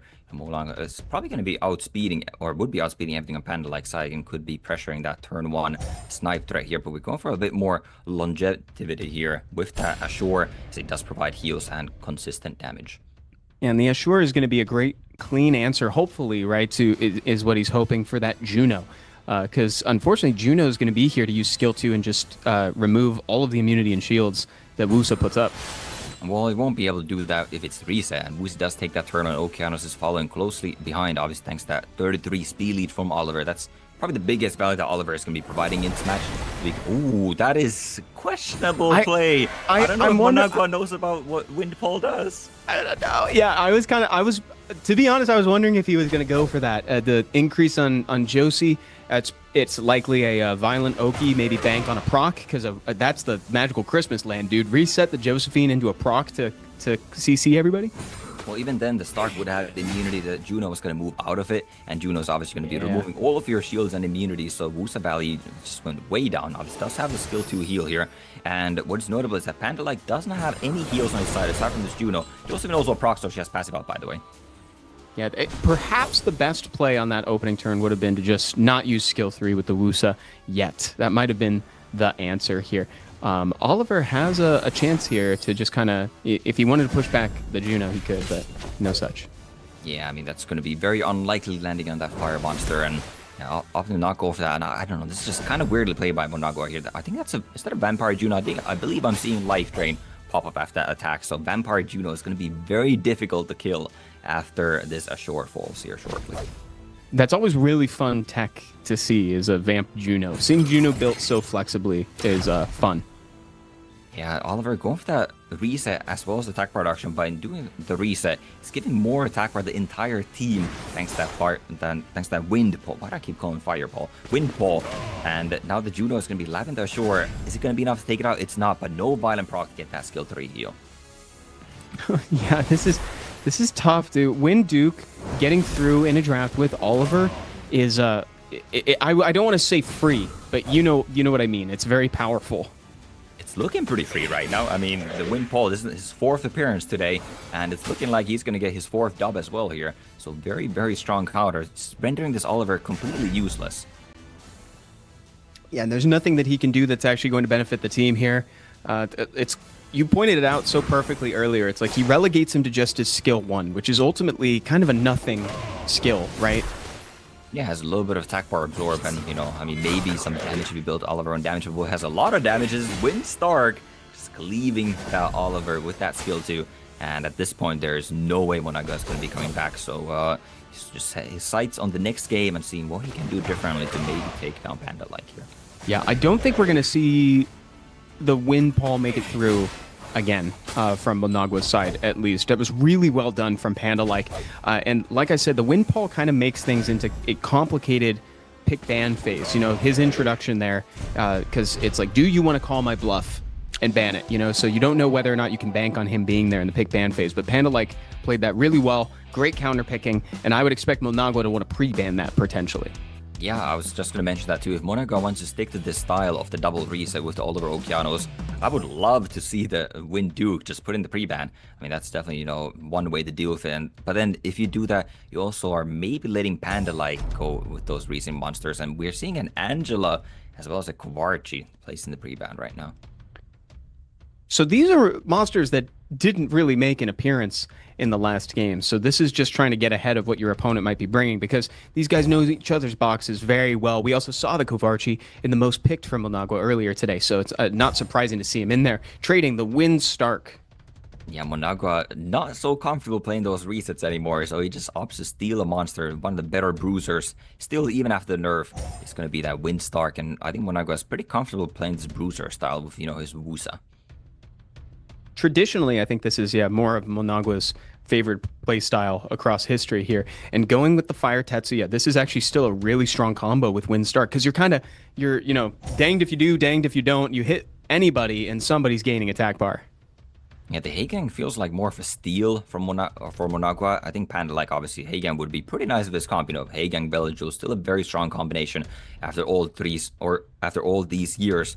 But it's not going to be providing a whole lot of value on Monagua's side as of yet. I think he's probably looking to pick up that Wusa, as well as maybe some other buffs to really get some value out of this Heigang throughout the match.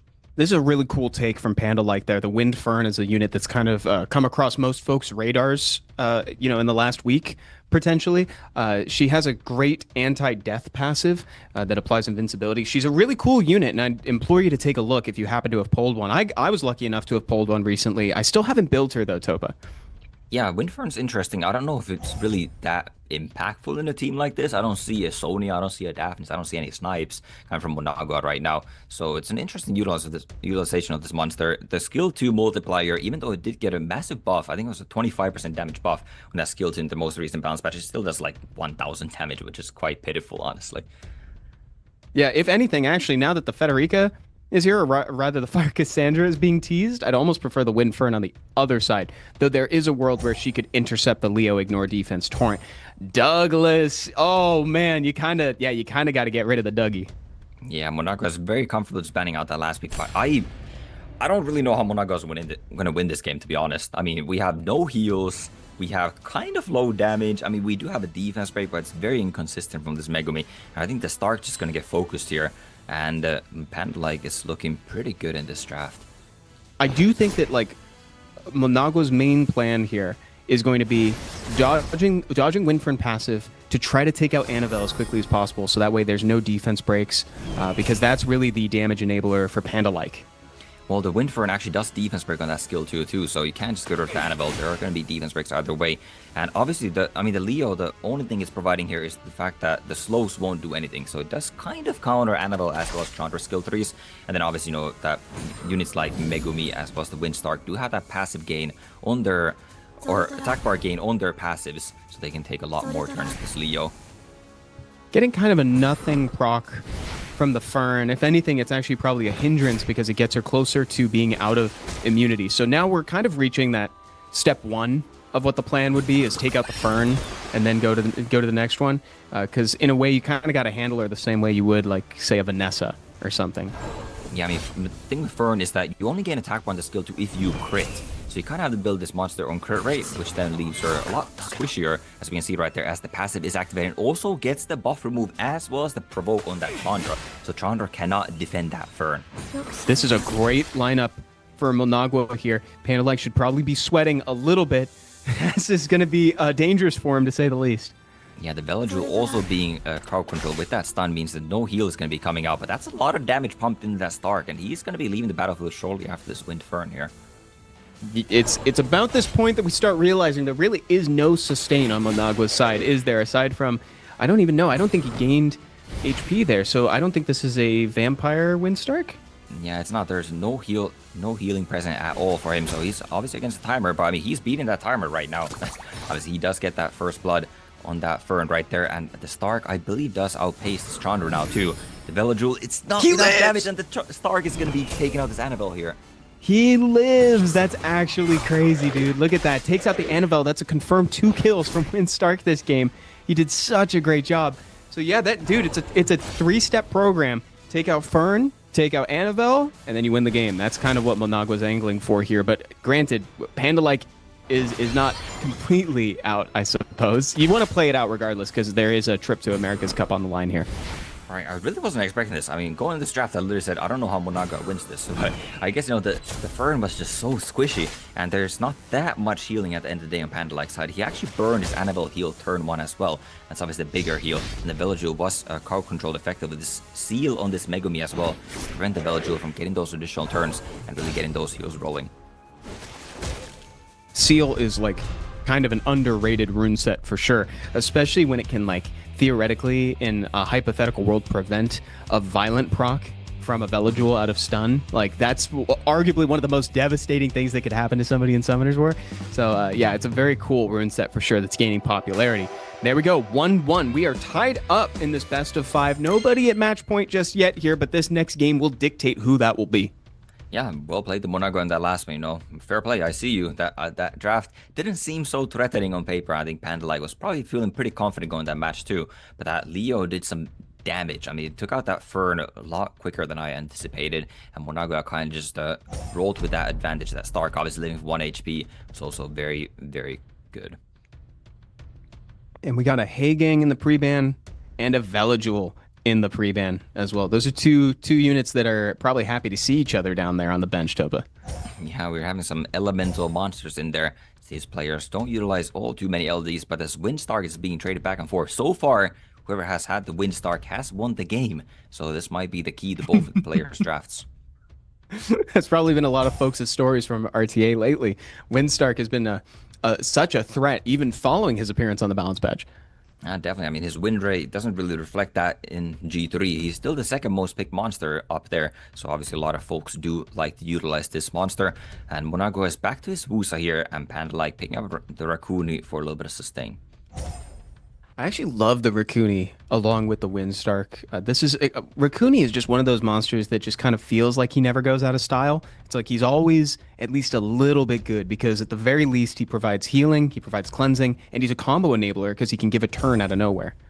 Yeah, that combo enabler is what makes it kind of unique in, a passive healing monster, right? There, a lot of them are just like stationary passive monsters, but Raccoon can also be used offensively to do that boost on that skill too. And, what's kind of like Raccoon's big brother here is that Gapsu. Gapsu obviously gets a lot of turns from all those incidental heals that Raccoon is going to be putting out there and can do some decent damage with that skill too. He's also inadvertently punishing the Juno in addition to the Raccoon. So Panda-like is kind of playing into it. I don't know if it's going to be that devastating. Oh yeah, Gapsu's going to be getting a lot of attack bar because he gains it whenever somebody heals. So between Raccoon, Juno, Annabelle's skill 2, he's going to be getting a lot of bar. So we'll see what Monagua wants to throw in here for a surprise. He's got a pretty decent core here, though admittedly, we've kind of seen this before in game 1. Yeah, we have. I do kind of like Monagua's position here, though. Yes, I mean, maybe the heals are not going to be enough. I would want another, he has some sort of single target damage dealer or yet another healer. He has quite a bit of true damage between the Wusa, Gapsu, as well as that Shahat, right? All those do have true damage on their, skills, but Gapsu's getting banned out. That's the biggest form of sustain gone for Monagua, and so is the Annabelle, which is probably the biggest source of sustain for Panda-like. Yeah, now the question on everybody's mind is, can Monagua out-damage all the sustain that Panda-like has brought? Or will Panda-like weather the storm? Okay, does he want to open with this again here, Topo? Because we've this is where we've been. Yeah, it's interesting. I mean, he does go for it. The Legolas is outspeeding the Juno, as we can see. So Legolas can still look to push back this Juno. I mean, you have to get a lot of hits to get enough absorb on this Juno, and even then, the Raccoon can just boost it up. I mean, that's a pretty good start. Yeah, pushing her back a little bit, you get a lot more value out of your shield and immunity because she's now behind the enemy team, which is great too. The only thing to keep in mind too is that Fire Legolas is one of those monsters that cycles out of those buffs faster than your average monster. For sure, especially since he did opt to use that skill to obviously does want to get that speed buff as well as the attack buff to get that extra damage in there. Now Megumi, what do you do here? Does he want to activate Josephine passive? And he does opt to do that. Stuns the Rakuni, so the Rakuni cannot boost up this Juno, and hopefully this Legolas can keep pushing it back. But Josephine probably has something to say about that. Some good decisions are being made here. Oh, a proc from Josie. She actually gets herself further out of the revenge buff here. Legolas might be able to steal a turn of the counterattack buff. Yeah, well, the Rakuni does get that additional turn, so going to be using that skill to himself, and Panda-like's team is back to full health here. Juno also moving, but it's a Vampire Juno, as we saw earlier, and also not connecting very many buff moves there. Yeah, surprisingly low results from that. If Legolas gets a proc here, yeah, dude, this could be devastating, actually. Do you put this in on the Rakuni? You got to. Oh, low roll! Ooh, low roll and double resisted on attack bar absorb. This is not a high accuracy Legolas, as Rakunis are typically going to be built on that max resistance. So Legolas unable to get any absorbs. If he got any sort of absorbs, oh wait, that's probably not quite going to be enough. Yeah, the Rakuni's still hanging on. Especially with no dots. Aren't there supposed to be dots coming out of the Shahat? Yeah, Shaha is supposed to apply those dots, but once again, it seems to be a bit low on the accuracy from this max resistance Rakuni. And Rakuni has a very good cleanse. He cleansed the two exact things he wanted to cleanse. Got rid of the heal block as well as the seal. And obviously both of those one-turn debuffs from the attack break and defense break will be gone too. Ooh, Legolas eats that clap back from Josephine, and he's going to sit down, just sort of pass his next turn here. Yeah, kind of taking a beating here. At least the Megumi does steal that threat state there, so diverting some of the focus, and this violent proc from Monago is going to be huge, as that is probably going to get rid of that Rakuni now. It must be enough, right? Yeah, that's enough. That's actually a huge blow to Panda-like. Oh, dear. Yeah, that's very, very bad, as now the only healing is going to be coming from this Juno passive, and obviously Monago and kind of dance around that, although it is a Vampire Juno, and Megumi is now gone, but the Legolas is going to be running rampant here. Defense break is gone, but we may have enough true damage on the side of Managua here. Panda-like is still looking pretty good. I still like all of the sustain that he brought, but Shahat is procking and dealing a lot of damage with each turn. Yeah, that true damage, as well as he's finally landing those dots now on a unit that probably doesn't have a whole lot of resistance. So landing those very nicely. Juno can't really be going for this Legolas either. Do this revenge buff sitting on top of him, and knowing it is a Vampire Juno cannot be dispersed on. Stark, you have one last turn here. What can you make to do with it? Actually, a decent chunk out of Shahat's life total here. I was almost surprised that he didn't want to, just take a chip away, but it was good to stop the Legolas. Wait a second. Wait. The Juno boost a 1v1? Wait a second. What? Ooh, does Juno win that up against true damage? I guess we're going to have to see. It's kind of close nowadays.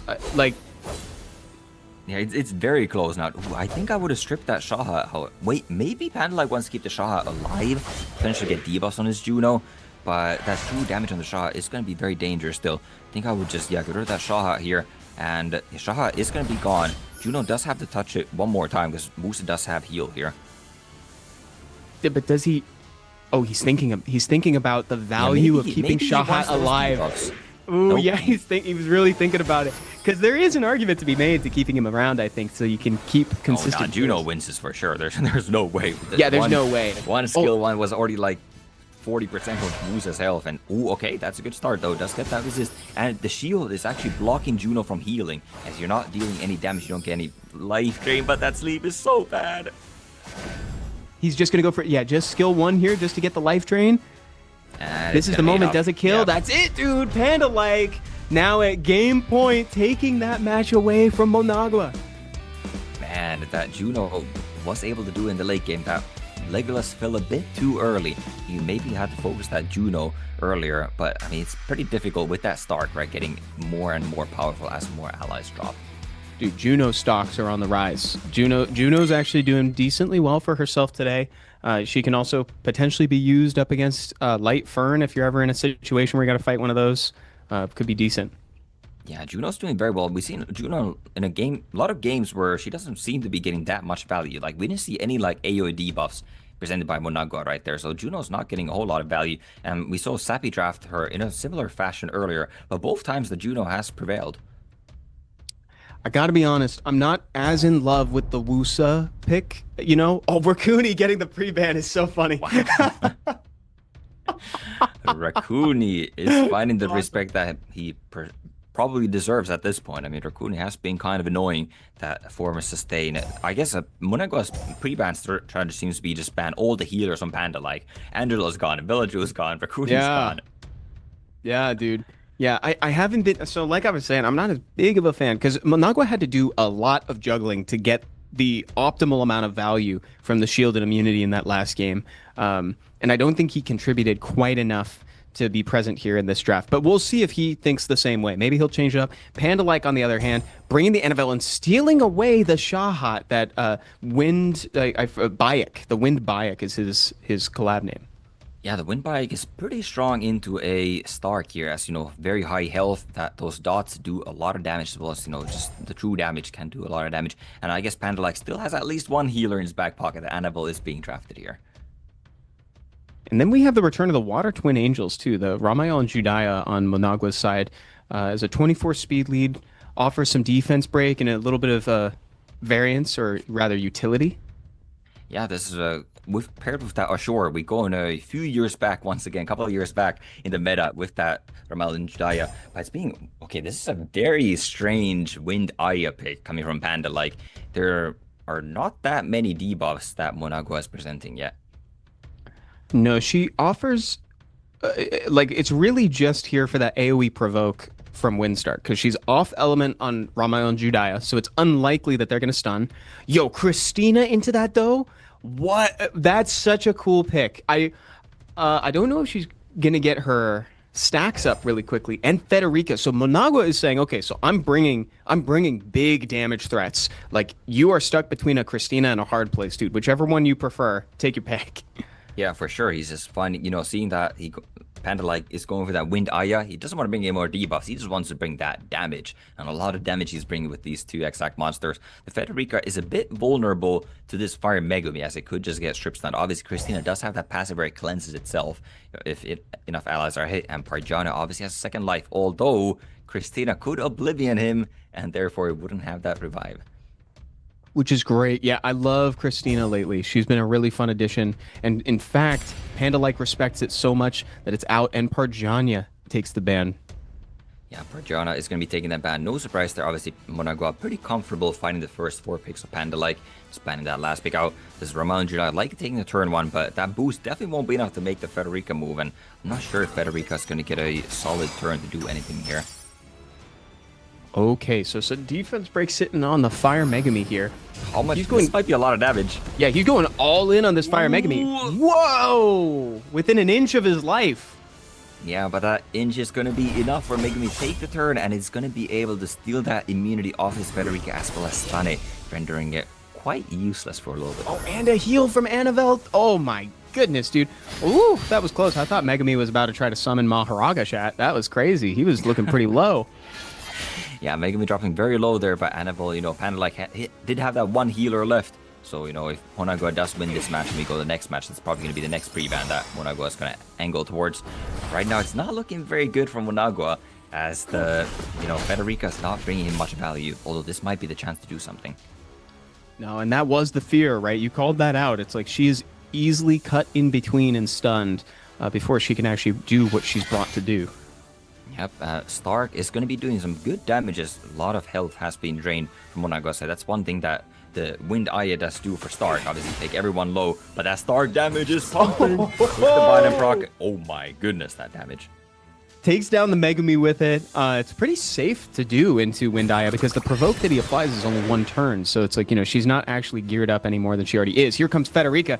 This is her moment. That skill 2 is online. Yeah, she's getting that turn, and that's going to be clapping the Wind Bike here. The Aya is going to be doing some damage here, but there's no more debuff on her after this turn. So even if she procs, she won't be taking anything out. And I'm not sure if this Annabelle is moving next, though. Oh, with that attack part given to Stark, though. Stark is going to cut that turn. Oh, yeah, that's a lot of damage on that Annabelle. Ooh, not enough damage. Not enough! Federica is moving and can finish off the Annabelle, and there's no way that Aya, without any debuffs on her, is going to be soloing this, as his Stark is probably just going to one-tap it here.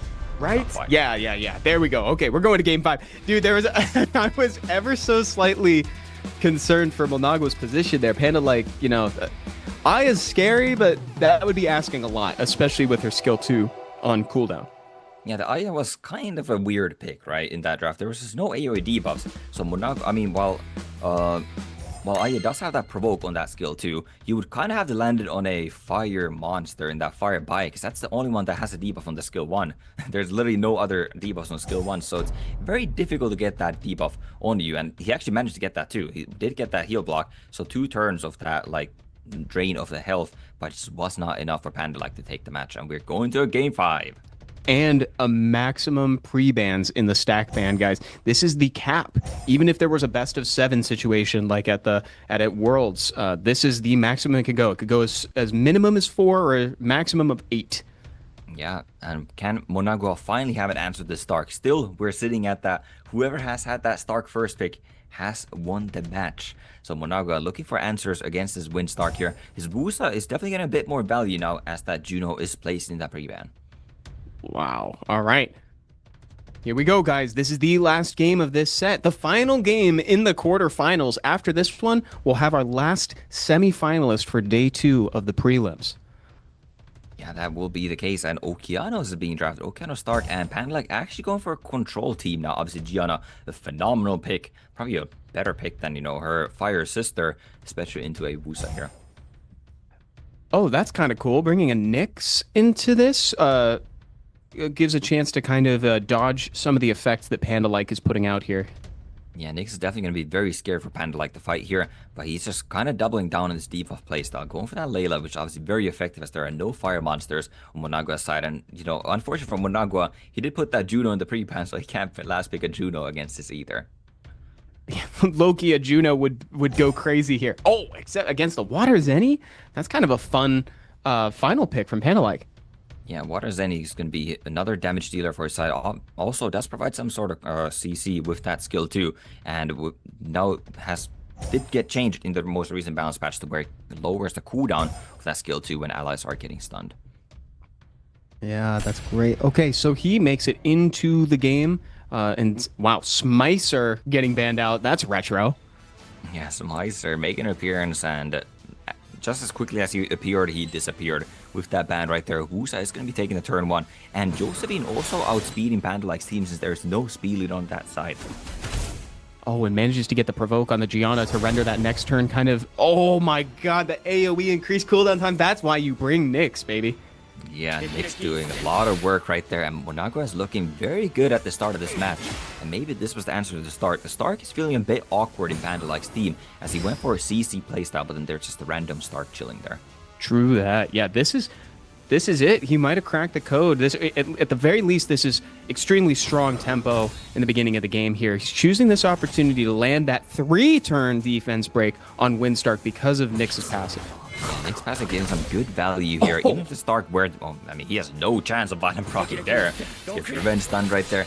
Josephine also got that 2-turn provoke, and we are using the skill 2 on the Water Zen. It stuns the Josephine, gets Josephine the turn. This is looking horrible for Panda.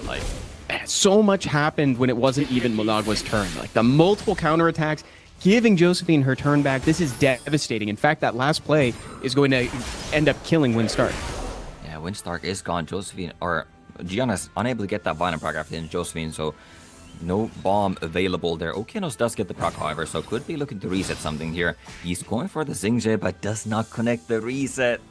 Oh, that's rough. Oh, I just realized how devastating this provoke is with Nyx, dude. That turns it into a 3-turn provoke. Yeah, 3-turn provoke, although he goes on Okeanos. But on Okeanos is interesting. Yeah, because Okeanos just passes back debuffs on his skill 1, so it's actually not going to be as effective. It's actually just going to be a 1-turn provoke on Oki. Well, in order for Okeanos to return the debuff, he needs to not glance, so you're still hitting a water monster. There's a 50% chance that provoke is going to stay around for at least a bit longer. Panda is definitely in a uphill battle here, just opting to go for that skill 4 in the sense, trying to get that turn cycling in. I will say that would have been an impeccable moment to throw a 3-turn glancing on the Zenny, but didn't quite go for it. We went for Gianna skill to restun 0 monsters, which is probably beneficial for Panda because that would activate a Josephine shield. I don't think he wanted to do that, although this skill 2 is following up, and now he's stunned just the Josephine. Oh no, everything is going wrong for Panda Dude, truly devastating results for Panda right here. That was actually, I think, a statistical anomaly is what we just saw. Yeah, that is probably going to seal the deal in this match. Wusa also gets the bottom proc back into immunity, and Gianna already exhausted her skill 2. Not that it even matters since Gianna is no longer. And Zenny does have a skill 4 available. That is probably going to take out the Josephine even through that shield. Yes, it will. Yeah. But it's just too little, too late. It is. Yeah, that's pretty good. But I don't think the Zenny is long for this world, actually, because it's not going to take much. A skill 2 from Nyx might even do it. Nope, not if it doesn't crit. Yeah, not quite, but it's only a matter of time. This monkey with that lightning monkey wand smacks the Zenny out of existence, and we're left alone. Lokiros, who is still unable to reset. The double res at the end is crazy. Oh, man. Monagua takes the game in a 5th round out from the shoes of Vandalike. Yeah, there we go. Monagua will be moving on as our last semi-finalist of the day. I believe he will be facing off against Sappy later. That was a great set there, Topo, because it really looked like Vandalike kind of had it. He came off really strong. Monagua, I will say, also had a really effective pre-ban. So, you pointed out how he was just chipping away at the support monsters until Vandalike was just kind of digging for something else. Right, I think that's ultimately what it came down that last game. It was whoever had that Stark in the first 4 games that ended up winning, but in that final game, Pandalike picked the Stark, but he had no more supports to support that Stark. All of them had been pre-banned, stack-banned away by Monagua, so then Pandalike was kind of forced to go into that CC lineup, and then Stark was just not effective in that lineup at all. Super well played here from Monagua. Of course, we got the replay with the signals, with the buff requests. That's so funny. Have you ever seen a highlight of a pick ban face? I think that might be a first, but we love to see that here. Yeah, actually, that's so true. Actually, I can't think of another time where we saw a pick ban in a highlight reel. So this was admittedly kind of a complicated one, right? Like we were talking about getting through Fern, going to Anavel, then taking out the rest of the team. Super methodical from Monagua, but Pandalike came back super effectively with all that sustain. Yeah, he did, and we saw the Juno kind of solo in this game here. He got rid of that Legolas, that big threat, and then Juno was able to clean house. This is the true power of additional damage, right? You're even able to take out a Wusa with a Juno. Oh yeah, and that's powerful too. This game here, we got the Federica coming back, taking out the enemies. Aya couldn't do too much, and of course we all remember this one. This was a really fun one to watch as a final game though. So did this come down to mistargeting, or where do you put this one, Topa? How did Monagua walk away with this? I think Monagua had a couple of fortunate moments in the game right there, but he also had a very resilient drafter. With that Nyx, it's going to be very difficult to land anything. And also, he had the speeded advantage. So when you're playing a CC playstyle, you really need to get the turn 1 to get all of your skills off and start off with the control. But Pandalike started off by getting controlled because he didn't have a speed lead in that game, and the Sing's speed lead allowed Monagua to move first with almost his entire team. He got the immunity up. He was able to control the buff remover in that Gianna, and he kind of, set himself up for success from the start.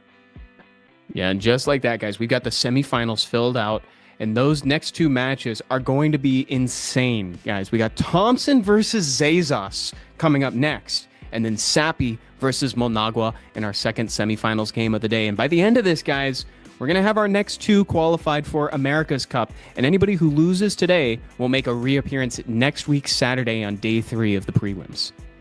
And, if you win this match, you get that ticket. If you lose, you'll be placed a bit further in that day 3 bracket at least. So, you're either way, these players are just 1 win away, but we're also getting a coupon here. Yeah, dude, make sure you redeem this, guys. We got the AM Prelims Legacy DRP. This will get you some energy, a mystical scroll, and some of those SWC emblems. Arguably the most important part of this coupon code are those emblems. So make sure you're getting those wherever possible. So redeem that now. Now's your chance to go check out the game, redeem it, and maybe see if you got a win Paul while you're in there. Just go see if you have one just lying around, or the win Duke, as it were, because we're going to have a second here. We'll be right back with the semifinals after this short break.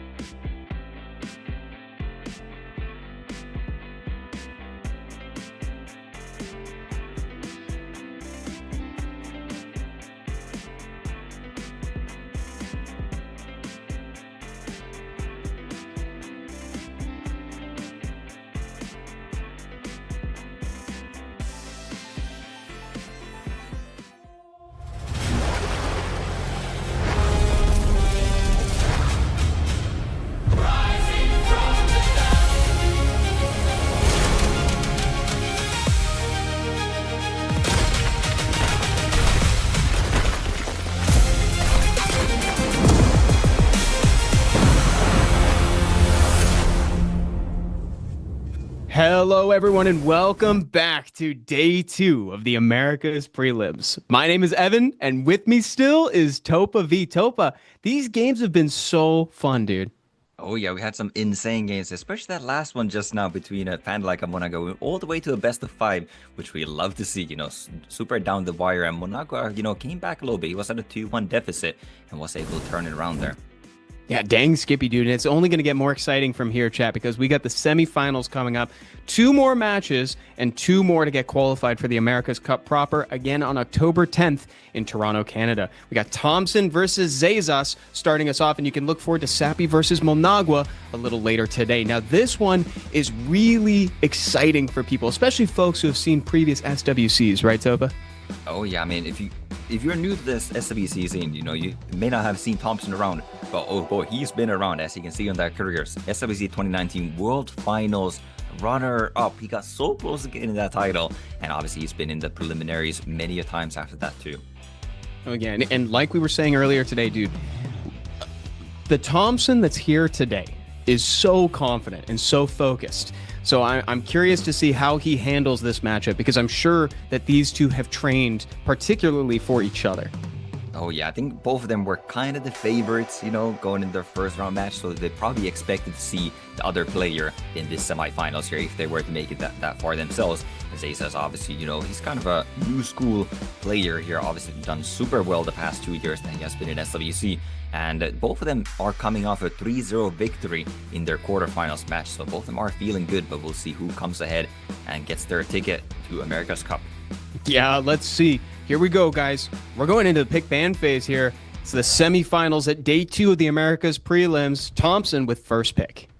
Yeah, Thompson does have that first pick. We'll see what type of style does he want to play here. Obviously, he played a lot of wedge against JJYY, but I'm not sure if that's the style that he wants to play against Zezas, but seems like it is, as wedge is going to be the first pick. Love that he's staying consistent, not immediately trying to deny units from his opponent. To play what you're comfortable with, what you trained with. That's often the clearest path to success. Takes a Josephine in response to the Shiho, and of course the Windstark that we've seen today a lot. Yeah, and Zezas also not changing his style at all. These were his first 2 picks in his game 1 against Sunny as well. So he's going with that Vanessa as well as that Shiho, and now already bringing a Misty as well as Bracuni for a little bit of sustain. And Thompson is reaching in to grab a 4th pick, Annabelle, and a Leo. I love the Leo as a response to, it kind of is a response to both Shiho and Misty in a way, but more particularly Misty. Yeah, Annabelle was a great pick. Obviously, the slows and defense breaks, and we've seen how much damage Annabelle can do with that setup, and just the slows as well. The slow does get negated by the Leo, but if Leo makes it through, okay, Leo ain't making it through. Yeah, no, definitely not. That last pick from Zezas tells us everything we need to know, dude. Yeah, Leo is going the way of the dodo for sure. But Leo, if you ban out Leo here, or Zezas bans out Leo, I feel like Thompson can kind of easily ban out Vanessa, and the wedge would outspeed, therefore getting defense buff for the whole team. And Sonya can't ignore defense when there's defense buff. Oh, whoa, dude, you just played 4D chess a little bit. Actually, that would have been really cool to see. Maybe he wasn't so sure it was. I'm not too sure about that, but that's a really cool outline. Yeah, I would like to see Thompson just ban out this Vanessa and take the turn 1 and potentially just, down some monsters here. But Shiho does take the turn 1 as played, but is unable to stun this Annabelle here, which therefore, Josephine passive is not activated. But Annabelle is still forced to use that heal to try to hop herself back up. So he decides to hold back on that skill 3 from the Annabelle. Later he can maximize it by removing the immunity off of all these units. So he's aiming to get as much as humanly possible here. When Shiho going for that skill 2 does get 3 stuns, but that Josephine passive was not activated earlier, so still available. Josephine gonna pick herself back up and also return a stun on that Raccoon. Although Raccoon is looking to cleanse itself right now, the Stark is gonna put some more damage on the Shiho, and that's a lot of damage. Yeah, this is perfect too, because now Raccoon is going to apply that heal onto Shiho, who doesn't have anything to cleanse. So Raccoon will hopefully stay down is Thompson's plan. Wow, yeah, Thompson switched to a Violent Stark. I know he was playing a Vampire Stark when this unit was first released, but now going for a Violent, it's doing a lot of damage. Also seems to be 100 resistance, as we did resist everything coming from that Misty. And now Thompson's dumping the skill 2 from the Windstark, regardless of whether or not there's AoE defense breaks. Here it comes. Lots of resist, and unfortunately, wow. Misty resisted the slow, Topa. Yeah, Misty resisting the slow and 2 defense breaks also got resisted there. And now the provoke is getting resisted too. A lot of resist flying around right now. And the Stark, obviously, it's taking a little bit of damage, but the passive is getting amped up. And that's some nice damage is dishing out there. And as a reminder to folks too, Threat State does come in with baked-in damage reduction. It's not a lot. We're talking like 15%, but it's still something here. Ultimately, though, Windstark drops under the onslaught. Ooh, Windstark is going to go down, and this Misty's going to get some nice healing. Well, not that much healing, actually. I think this defense broken which seems to be a non-crit rate Misty here, just all additional damage on that. But I think that's still going to be enough. Thompson lost his bigger source of damage, and just missing that slow on that Misty may be the difference factor in this game. Yeah, I'm wondering if maybe there was a world where he should have ripped the skill 3 from Annabelle early, even though it wouldn't have gone on the Shiho and the Vanessa, but it might have applied that slow on the Misty early. Yeah, that might have been the better course of action, but these misses from the Josephine are not helping Thompson's cause at all. He missed the provoke early on the Rakuni as well, and now not getting that buff removal onto the Shiho is very bad. So Thompson at a monster deficit, but Zazos' general health ratio is pretty low. Let's see if he can chip through this to try to take a monster down. Navigating Rakuni is proving to be complicated, to say the least. For sure, and that miss earlier from that provoke onto the monkey now gets the skill to available, and Rakuni gets a violent proc as well, so Shiho, oh my goodness, another violent proc from the Rakuni. Well, all of a sudden, Zaza's monster HP ratio is looking pretty respectable. The monkey gets another skill 3 off when there's no Josephine passive. That monster is going to go down to another violent proc from the Vanessa. And that's it. Yeah, Vanessa, basically that proc kind of looked like she was just rounding up on the damage a little bit. She was right there, too. Zazos in a confident position, and Rakuni stocks on the rise. Yeah, man, this is just some crazy violent rank coming from Zazos. I'm not sure he needed it after Stark already fell, but I mean, that definitely does help. I mean, Thompson definitely had a chance there. If he got to another Annabelle skill 3 and actually landed this time, he definitely could have mounted a comeback there, but Zazos' violent proc said nope. And that's the thing. You know, I would have liked to see a game where the third skill from Annabelle was used early to see if it made a difference. And then, of course, if it had landed the slow, it could have potentially been a different game. Slows are so important up against Misty, chat, because it directly reduces the amount of damage reduction that he has. Oh, and Zazos really respects that light fur. Thompson didn't draft it in that first game, but Zazos does not want to see that at all. And Thompson wisely pre-banning that Shiho. That's been kind of a Zazos or a crutch pick in a lot of these games. Oh, for a long time, too. See, that's the thing where if you have a super potent LD5 like that everybody knows about, there is kind of this secret underlying stack ban meta of maybe you should just use it in that round 1 so that you get a game with it. Yeah, it could be the case, because obviously that Fern is not going to be available for the rest of the set at all. Thompson's sticking to his guns with this wedge at. Really interesting to see, because this monster doesn't see a whole lot of play these days. I've liked it for him traditionally. It was just really that last game that shook my faith a little bit. But clearly Thompson's got so many games under his belt that his faith is not shaken. So this is a combo Topa from SWC 2023, Laura Wedgeat. Yeah, Laura Wedgeat, very strong combo back then. Not so strong anymore, but still can be quite effective. Obviously, you're kind of stacking defense buffs there, but the additional damage is going to be rolling through. And this Dark Monkey is looking to get some more control on the board and does counter this Josephine passive a bit as well. We'll see how Thompson wants to wrap up this draft. Zazos is bringing a lot of survivability here in the form. Oh, and it's the Elena that he loves so much. Ooh, Elena, very nice with that Oblivion. Obviously, Zazos is bringing 4 passives right now, and Vanessa kind of a pseudo passive. Obviously, not a passive that actually does get countered by Silence and not Oblivion. But yeah, Elena's still pretty good value here. I also would have liked maybe Thompson just pick some sort of damage dealer, maybe along the lines of Masha or even the Thessarian, as those are self-defense breaking and, you know, some sort of damage to follow up his CC here. I'm curious where these bans are going to go. Yeah, the Elena so powerful in this matchup. The non-hitting strip on skill 3 combined with the slows and also the ability to shut down the passives. And then the sister, Lucia, or the Fire Pure Vanilla there, also soaking that ban. Yeah, those Pudding Princes really getting the respect. And we'll see Thompson's obviously going to be taking turn 1 here. How much can he land here? Laura going for the buff removals. Can he get them all for the Stark Monkey to follow up? But he does not connect on the Inosuke. So close. And that's also a really crucial one to land on, because you could have the potential to shut down his passive with this skill 3 from the Monkey King. Yeah, that was a really big miss there. It does land everything, however, with this monkey. And Josephine is not getting the additional turn either, so she's pretty far away from the passive. Oh, the double press also again! missing on the Inosuke. I mean, the buff removal rate is not affected by Inuzuka's passive. It's only debuffs, and he's, however, somehow just dodging. Okay, he's not dodging the debuffs though. What's going on here? Yeah, it's very interesting the way that we saw it work, almost inverted right now. It's not supposed to work exactly the way that we just saw, which is crazy. And look at all the provokes that are still in play here, Topa. Yeah, the Fire Inuzuka is doing a number on Thompson here, just getting so fortunate with not, taking the reset or the buff removal from that Laura earlier. And now Thompson does get skill 2 up again on Wedge, so he's protected a little bit here, but Josephine passive is back online too. Yeah, that entire second round was basically just auto-played by Thompson. He had no choice but to just abide by those provokes. Here comes the Dark Monkey King with the first turn with autonomy in a second. The proc! Huge proc! This is a huge moment. I was just about to say, if he gets a violent proc here, that could literally turn the game on its head. And Thompson's looking so good right now with that violent proc. Okeano still, by the way, has skill 3 available.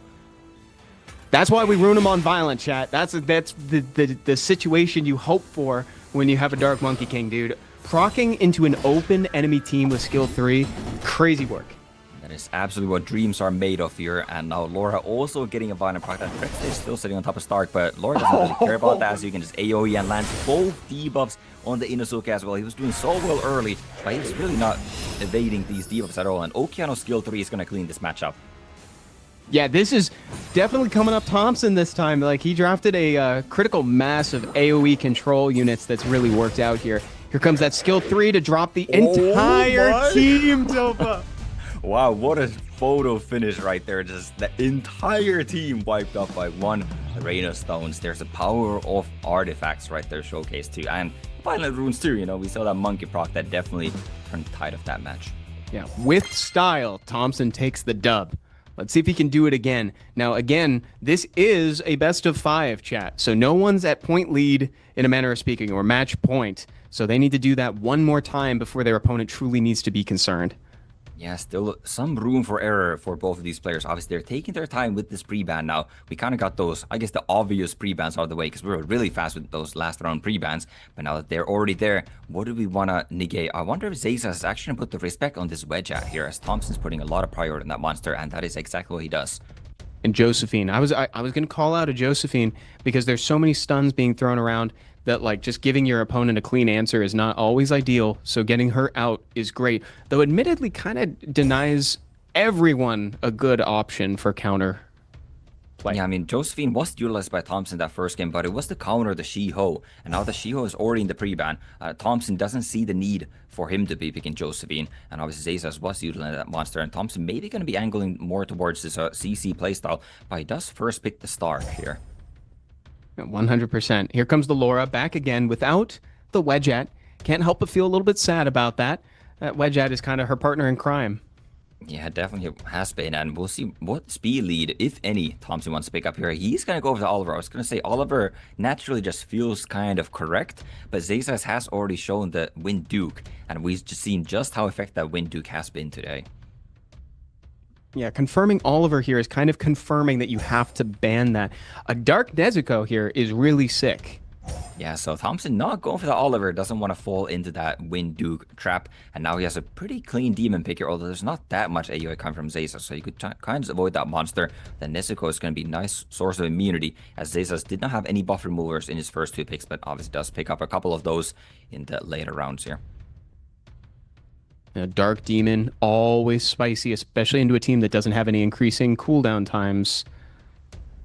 Yeah, Dark Demon looking pretty strong here, and Julianne also getting picked up. So Zayzas can definitely pick up some anti-revive monster or anti-passive monster, something like a Zenny against the Julianne, or something like a Rocky, like weirdly enough, would be kind of strong here. I don't know if it would get the respect from Thompson. Layla is also a very strong counter against the Julianne, applying that cleanse block. Yeah, what a funny recommendation. I don't think I've heard a Rocky call out in a long time. The Fire Hell Lady. That's really funny. She would do great into this situation, actually. Dark Demon gets banned out. Kind of expecting that. And of course, the Layla is, like Topa pointed out, just a hard counter to the auto cleanse on Julianne. Yeah, ultimately it doesn't really matter a whole lot with Zayza's last pick, because Thompson was like pretty committed to spanning that last pick either way. So Layla is, obviously fine last pick, and it does get the respect from Thompson, and Zayza's actually outspeeding Thompson here, as he does have the speed advantage, getting nice violent proc on the Ashura, and Anna, or Laura, is hurting. Oh my, that was just shy of the perfect situation for Asher owners everywhere, dude. Missing every defense break is something I can completely identify with. That's happened to me so many times. Yeah, that's quite unfortunate. Laura also getting bottom rock, getting into skills, but awkwardly enough, the Juno is moving right after, so can't really. Oh, still utilize that skill. Dangerous. He wants to get the Juno buff removal out of the way so the Nezuko can then cleanse. That's a lot of damage coming towards Thompson here. Zazos is in a good spot. Thompson is not out by any means here. He can stabilize from here. It's just hard considering he's playing at a 3 to 4 monster deficit.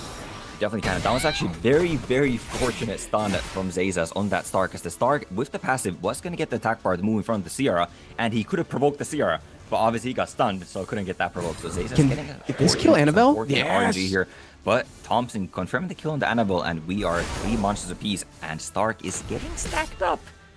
Yeah, dude, you're going to see this damage ramp up. Again, it is capped at 200 now, 200%. Now, the additional turn from this, look at the damage. Asher's sitting at half health after that.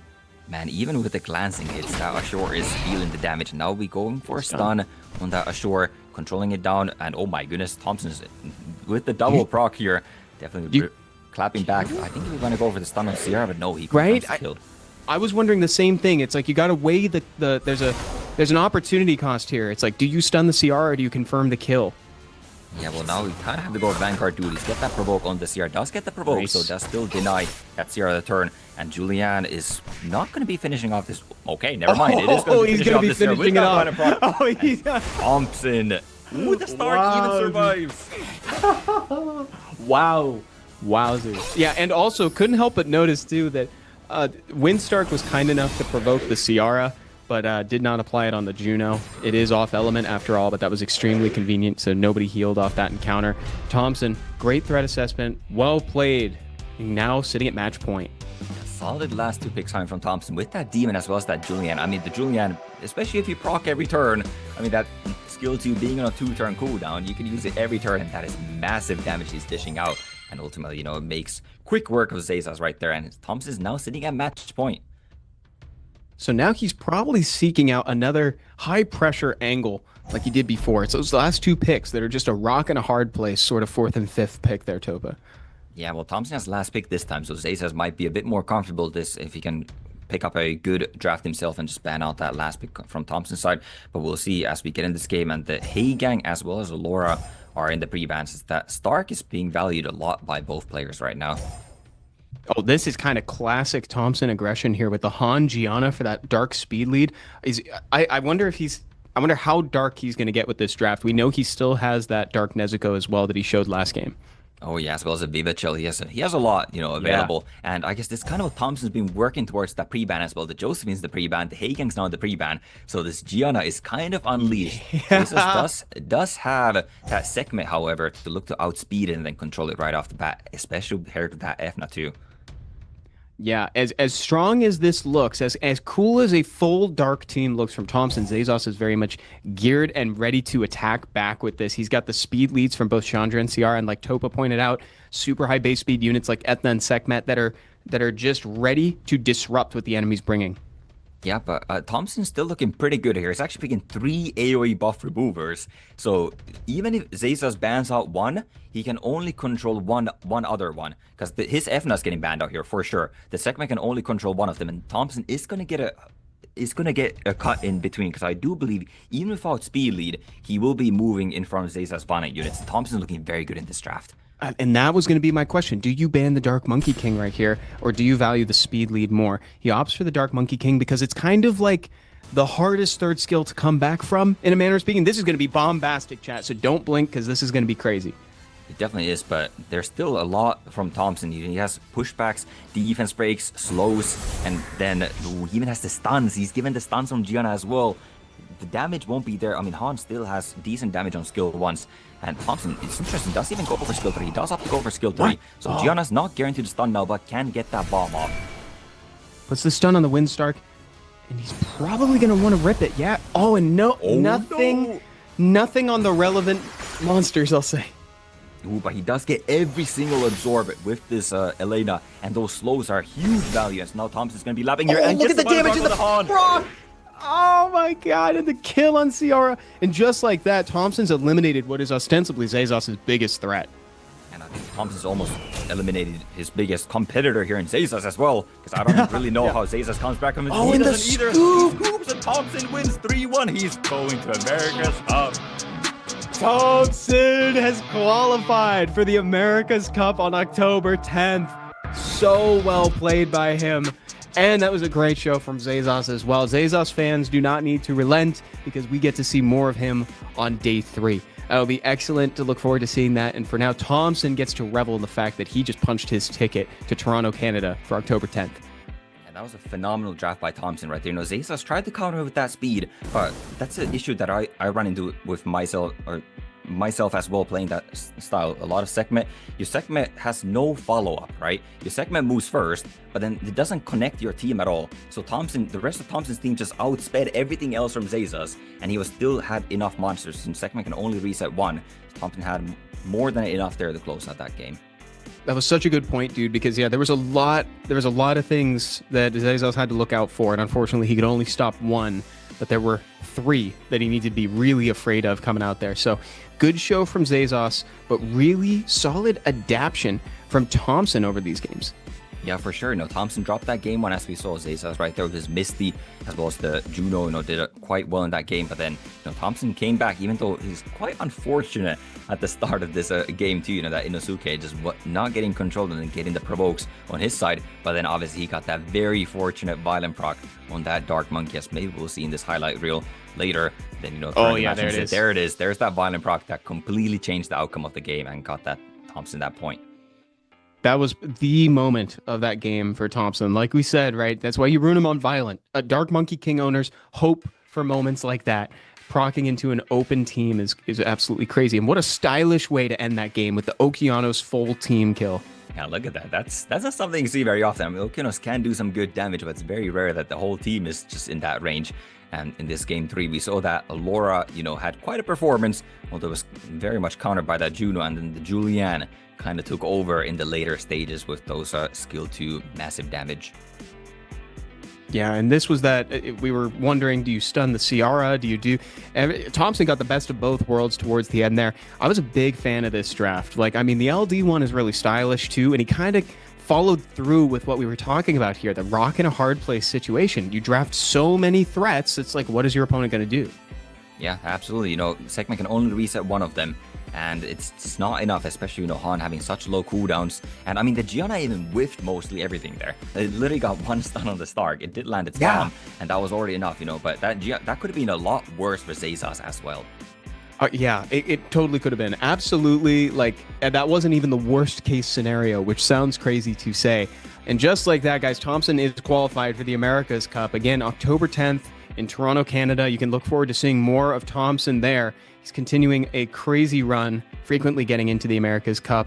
Longtime player, also former caster as well.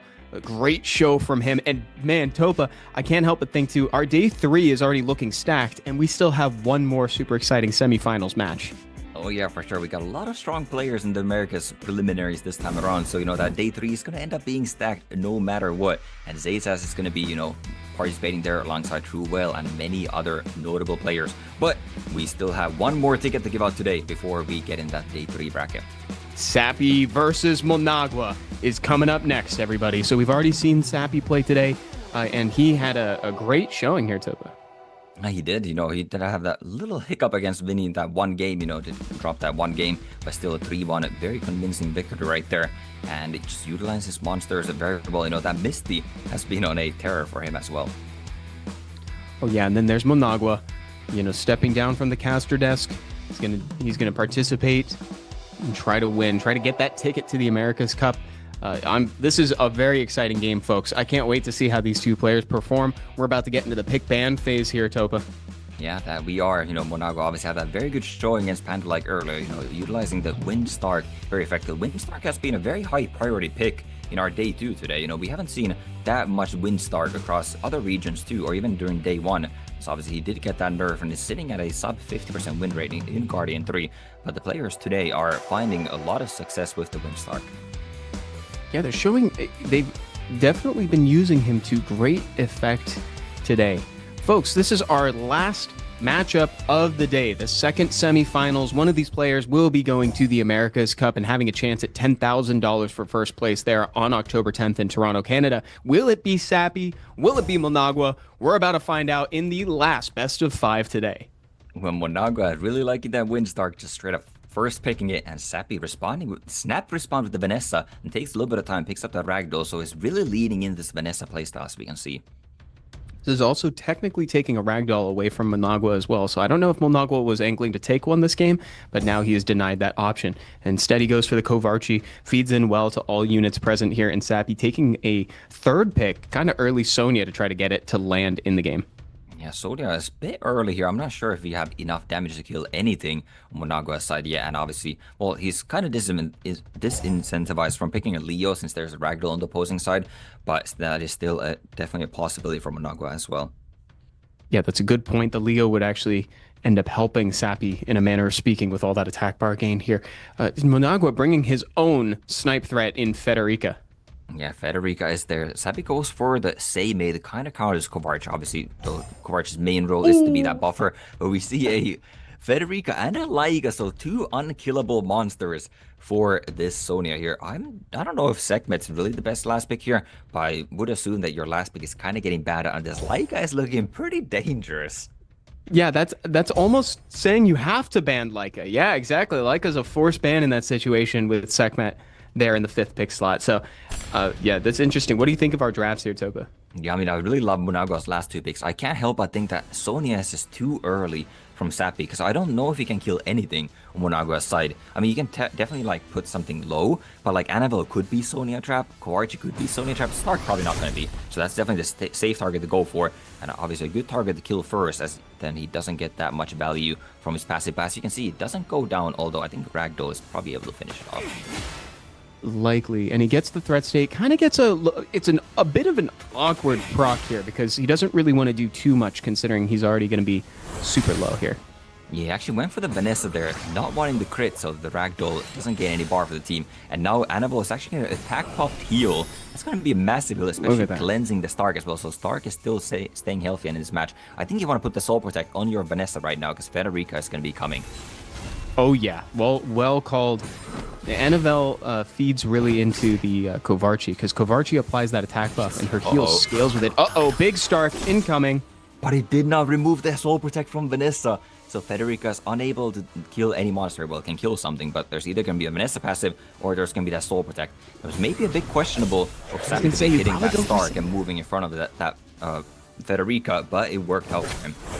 Opted to go for the Seimei. She benefits the least from an attack buff coming back, so that was a good choice from Managua. Yeah, definitely wants to go for that Seimei or the increased cooldown. No way, dude. We've seen a lot of that from Vanessa today, man. She's working overtime. I think Ragdoll finishes it here. Yep, yeah, that's game over. That's game. Literally, Vanessa just won that game for Sappy. That was huge, dude. Wow, because Federica did get a kill, so if you use Kovarchi's skill 2 on Federica, you get another skill 2 right away. So that skill 2 gets 1 lower cooldown if you kill with it. But obviously, I mean, there's no Federica, there's no skill 2 lower cooldown lower. And right now, Ragdoll's going to be moving next. It's just going to be taking down this Kovarchi here, and a lonely Annabelle. Oh wow! This might actually even kill Annabelle at this point. Getting really spicy with the way Sappy closes out this game here. He's going for the extra style points, reviving a monster to do the damage. Yeah, and there it is. He does confirm the kill in the Kovarchi as well as takes the match there. And Sappy is going to take the first game up 1-0 against Managua. That was really well played. I mean, honestly, dude, the targeting on Vanessa was also great. Like, using the skill 1 into the Federica. We kind of talked about this earlier today, actually, Topa. You attack with her as if she's going to land it, even though it's a pretty low chance of happening. But you do it with the intention to land that increased cooldown time, and that's what Sappy did. Right, absolutely. You know, he had the vision, and I guess he got paid off this time. You know, it's 20% chance, and obviously it can get resisted. So slightly lower than that. Pretty low chance of happening. But obviously, if you do, you know, he did make that play specifically to get that increased cooldown, and obviously he got rewarded hugely for it. He dodged what would have been a lot of interplay in the mid game. You know, he won. He expedited what was likely going to be the win here. Awusa taking a pre-ban. I guess Sappy's been, watching Managua play today. Yeah, it definitely has been. Wusa has been one of his staple monsters, and also Sappy's Gianna's getting banned, so that kind of does favor Sappy here, as Monaco was likely wanting to pick up that Wusa now that Gianna is not available. Ciara, first pick. Nice little speed lead, high damage option for Sappy. Monagua answers back. Okeanos, and he's really thinking about what his second pick's going to be. Oliver, all right. Interesting Sierra first pick. I don't know why we're going to a Sierra, especially since the Gianna is already in the pre-ban. Sappy has been leveraging the Vanessa playstyle a lot today, but now he's just opting to go for a Sierra, especially when there's no Gianna combination with it. But I guess he has a Joe gun that he was planning to utilize alongside that Sierra, as well as a Shiho. That's a cool angle to benefit the Ciara and the Shiho, actually, the attack buff. Unless he wants to walk this back, kind of like what Monagua just did, too. He's hesitating on the lock-in. Yeah, but he does ultimately lock it in. Yeah, Monagua did switch up from that. You know, he was going to go for the Oliver Okeans, then he remembered, wait a second, Wind Pole exists. Let me not do that again. And he's up, instead of going for maybe, you know, quote-unquote safer route here, that's going to be some more bruisery. And going for a Lamila right now, first appearance today. And we also see a Kai that's looking then to counter the Joe gun here. Is this our first? This is definitely our first Fire Kai of the day, but I can't remember if he's been taken in the tournament before. I actually really like what Monagua's assembled with Nyx here. And Nyx plus Lamila, and technically Stark as well, because you get more value out of skill 2. This is an infinite provoke situation that we're looking at. Yeah, but the thing is that there's a little Seimei that just completely negates all of that. But Monagua going for a double Spectre Princess. And that's but he doesn't ban the Seimei. Oh. Getting stacked or banned out right there. And yeah, no ban of the Seimei. I would have banned the Seimei for sure. That's a questionable ban from Monagua right now for sure. Yikes. Okay, maybe something is off. Well, no, he would have resisted. Dude, yeah, this is interesting. We'll see how this plays out. I definitely think that the Seimei should have been the ban because it directly counters everything. Win Stark already off the board, but Fire Kai resists the bomb. Well, that's a pretty good start there on the resist, but obviously already Monagua sitting at a 3v4 deficit. The Sonya is likely going to be pretty squishy, so it'll be relatively easy to take out. But this Seimei is going to be providing so much value with the heals and also just making all the debuffs be one turn that I don't know if Monagua can get through this. Yeah, you can dump skill 2 here to clean up that Sonya. That's pretty much free at this point here. But unfortunately, we'll have to see that Seimei is going to cap all those debuffs to a measly one turn. I almost said you don't even want to be using this skill here because all of Sappy's team is moving next year. He's just going to be getting some free healing thanks to that Seimei from that. And oh my goodness, no stuns landing with that Shiho, but Kai does get some debuffs, so that's going to be more healing from the Seimei. And he doesn't opt to try to push back here. Yeah, Seimei, like you said, is going to get a little bit of healing on Shiho's turn, unless can he kill, and it's going to revive. Going to revive because of the Soul Protect here. Yeah, very nice proc from the Seimei, getting that Soul Protect from the Shiho, still giving that up, and also lowering the cooldown of that skill 3, so Shiho now does have that available and stuns that Kai. Sierra does have bomb available next turn as well. Yeah, Sappy's playing and drafting really well here. I can't help but just re-emphasize, I really like what Monagua was bringing if the Seimei was not here. Yeah, the Seimei kind of hard counters a lot of what Monagua is trying to do here. He does have pretty good additional damage artifacts. We're seeing over 2Ks a hit from that Nyx, and the Sierra is not having it today. Was that even Nyx's passive? I don't think it was. I didn't see an activation there. I think it's just innate resistance from Fire Kai. Yeah, no, that was innate resistance. There was no discernment happening there, but the monkey now does connect with a double stun.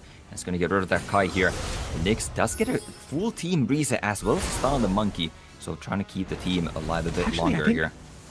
If Lamila stays up, is skill 2 enough to take down Shiho and Ciara? We're going to find out right now. It's 15k! Just close. For the Sierra. But can Sierra finally land a bomb? I think she might need to land this bomb or it might be over. It does land the bomb. The discerns the dot.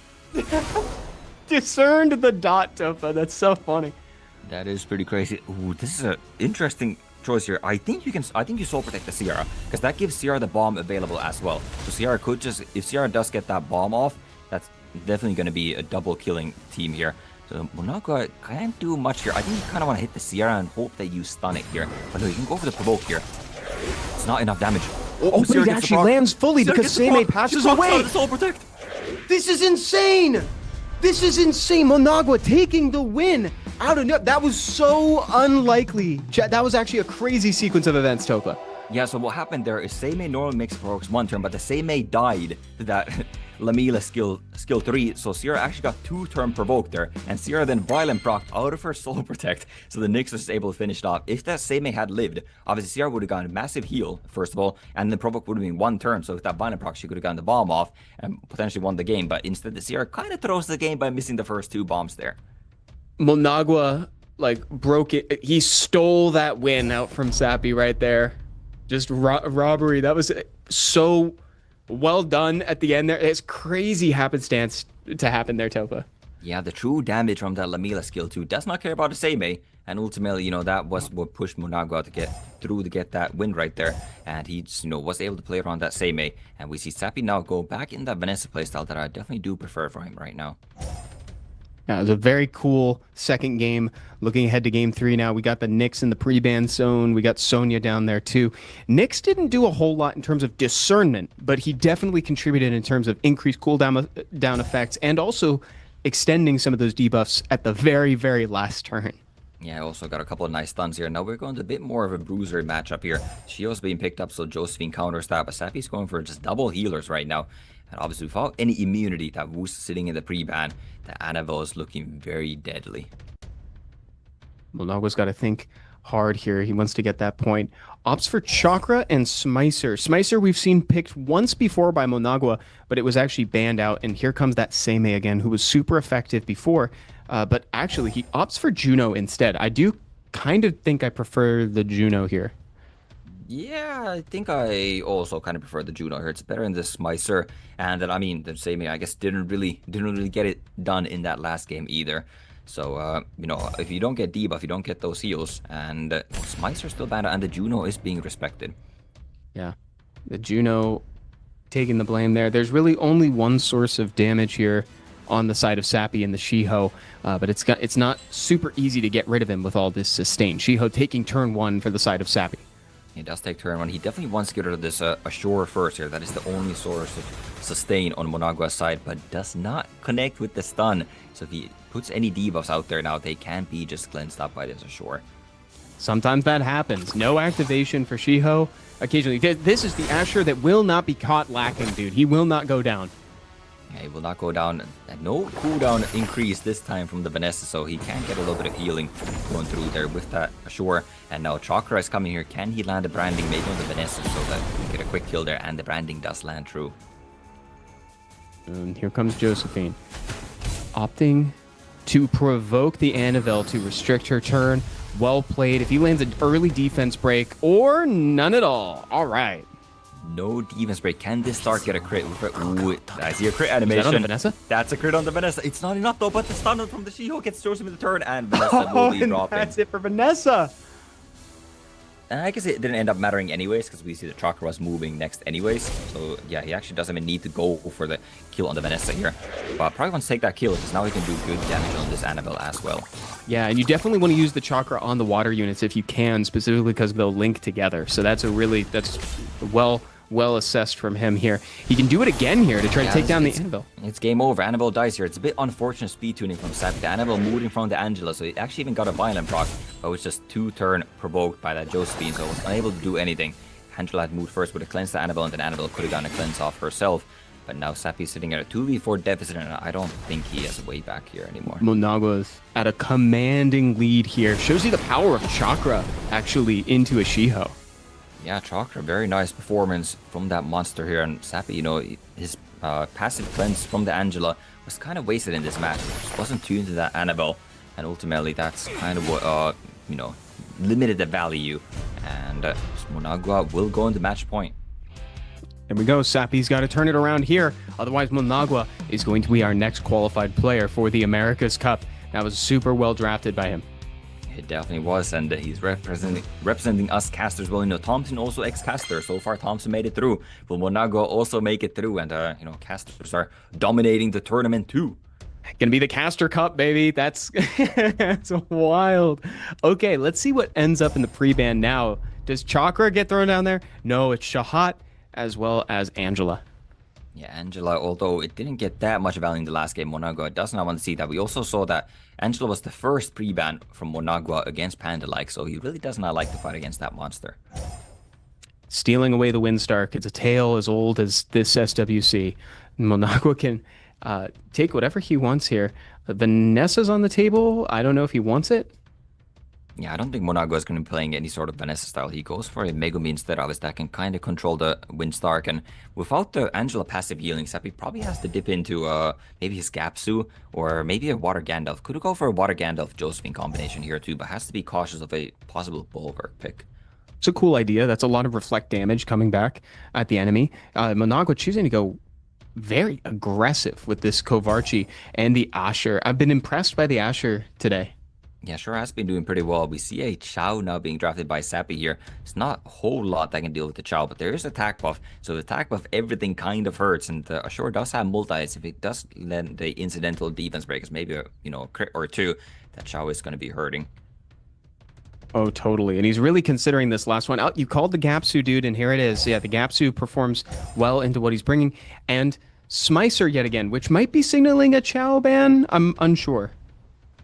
Yeah, the Smicer has been banned out both times it's been drafted. I don't know if the Smicer is that scary. Yeah, the Smicer is let through here. I mean, every time the Smicer also does a bomb here, it does stun, so that does give more power to the Josephine, as well as there is a Gapsu that does have some cleansing now.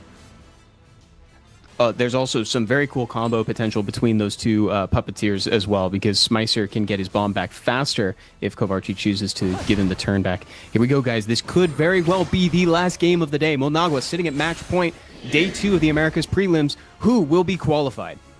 Yeah, often to not use any skills in the Shiho, just skill wanting the Vanessa there does not want to trip up the Josephine, because then Josephine could, cut in and provoke the Kovarchi, denying the attack buff for Monagua, but now Josephine does cut in, does provoke that Water Monkey, but no violent proc, so Josephine passive is down. Yeah, and Tetsuya went and stole the wrong buff. So he couldn't actually stun the Vanessa. He took the shield instead of the immunity here. Here's a big Vanguard duty coming out. Almost, oh my god, taking away half of Smicer's life. Wow, I mean, Vanessa, however, does get the right buff there. Does get her the immunity on that Smicer, so therefore the defense break lands trend. Obviously, we see the damage coming from this Stark. Already when his team is near full health, that Stark is hitting that hard. That's a lot of damage. Oh, Josephine with the additional turn, dude. Josephine, again, working overtime. You don't have to try this hard. Josephine is sweating for this team. Oh, yeah, for sure. And now with that additional turn, does have the pass available, and obviously stun, or the bomb will stun the Gapsu, so Josephine does get that turn. Ooh, I think that may have been a slight misplay hitting there, because now the Stark won't be getting a turn, and Stark could have finished off this Smicer, but I guess Vanessa can do violent proc too. Oh, Smicer just looking so dead here, Topa. Like, hasn't contributed anything except help to Josephine this whole game. I think Gapsu does outspeed Smicer, but the Water Monkey Shiho does have skills available. He has to stun that this Gapsu or this Smicer is going to go down, and does not stun the Gapsu, so Gapsu is going to finish off the Smicer. Oh dear, yeah, this is looking pretty good for Sappy. This is a very strong position. Took out a key unit early before it could do any damage. Yeah, no, once again, I don't think the Smicer was the correct last pick here. Like, you see, typically, if your last pick is not banned, your last pick sucked, right? Because your opponent is kind of gearing to fight your first 4, and they're just very confident banning that last pick. But in this case, Sappy doesn't ban the last pick, so the Smicer really is not providing enough value here, and Sappy is definitely going to be winning this match here. That's well said. That's a good lesson that everybody needs to hear. That's tough love for the RTA ladder.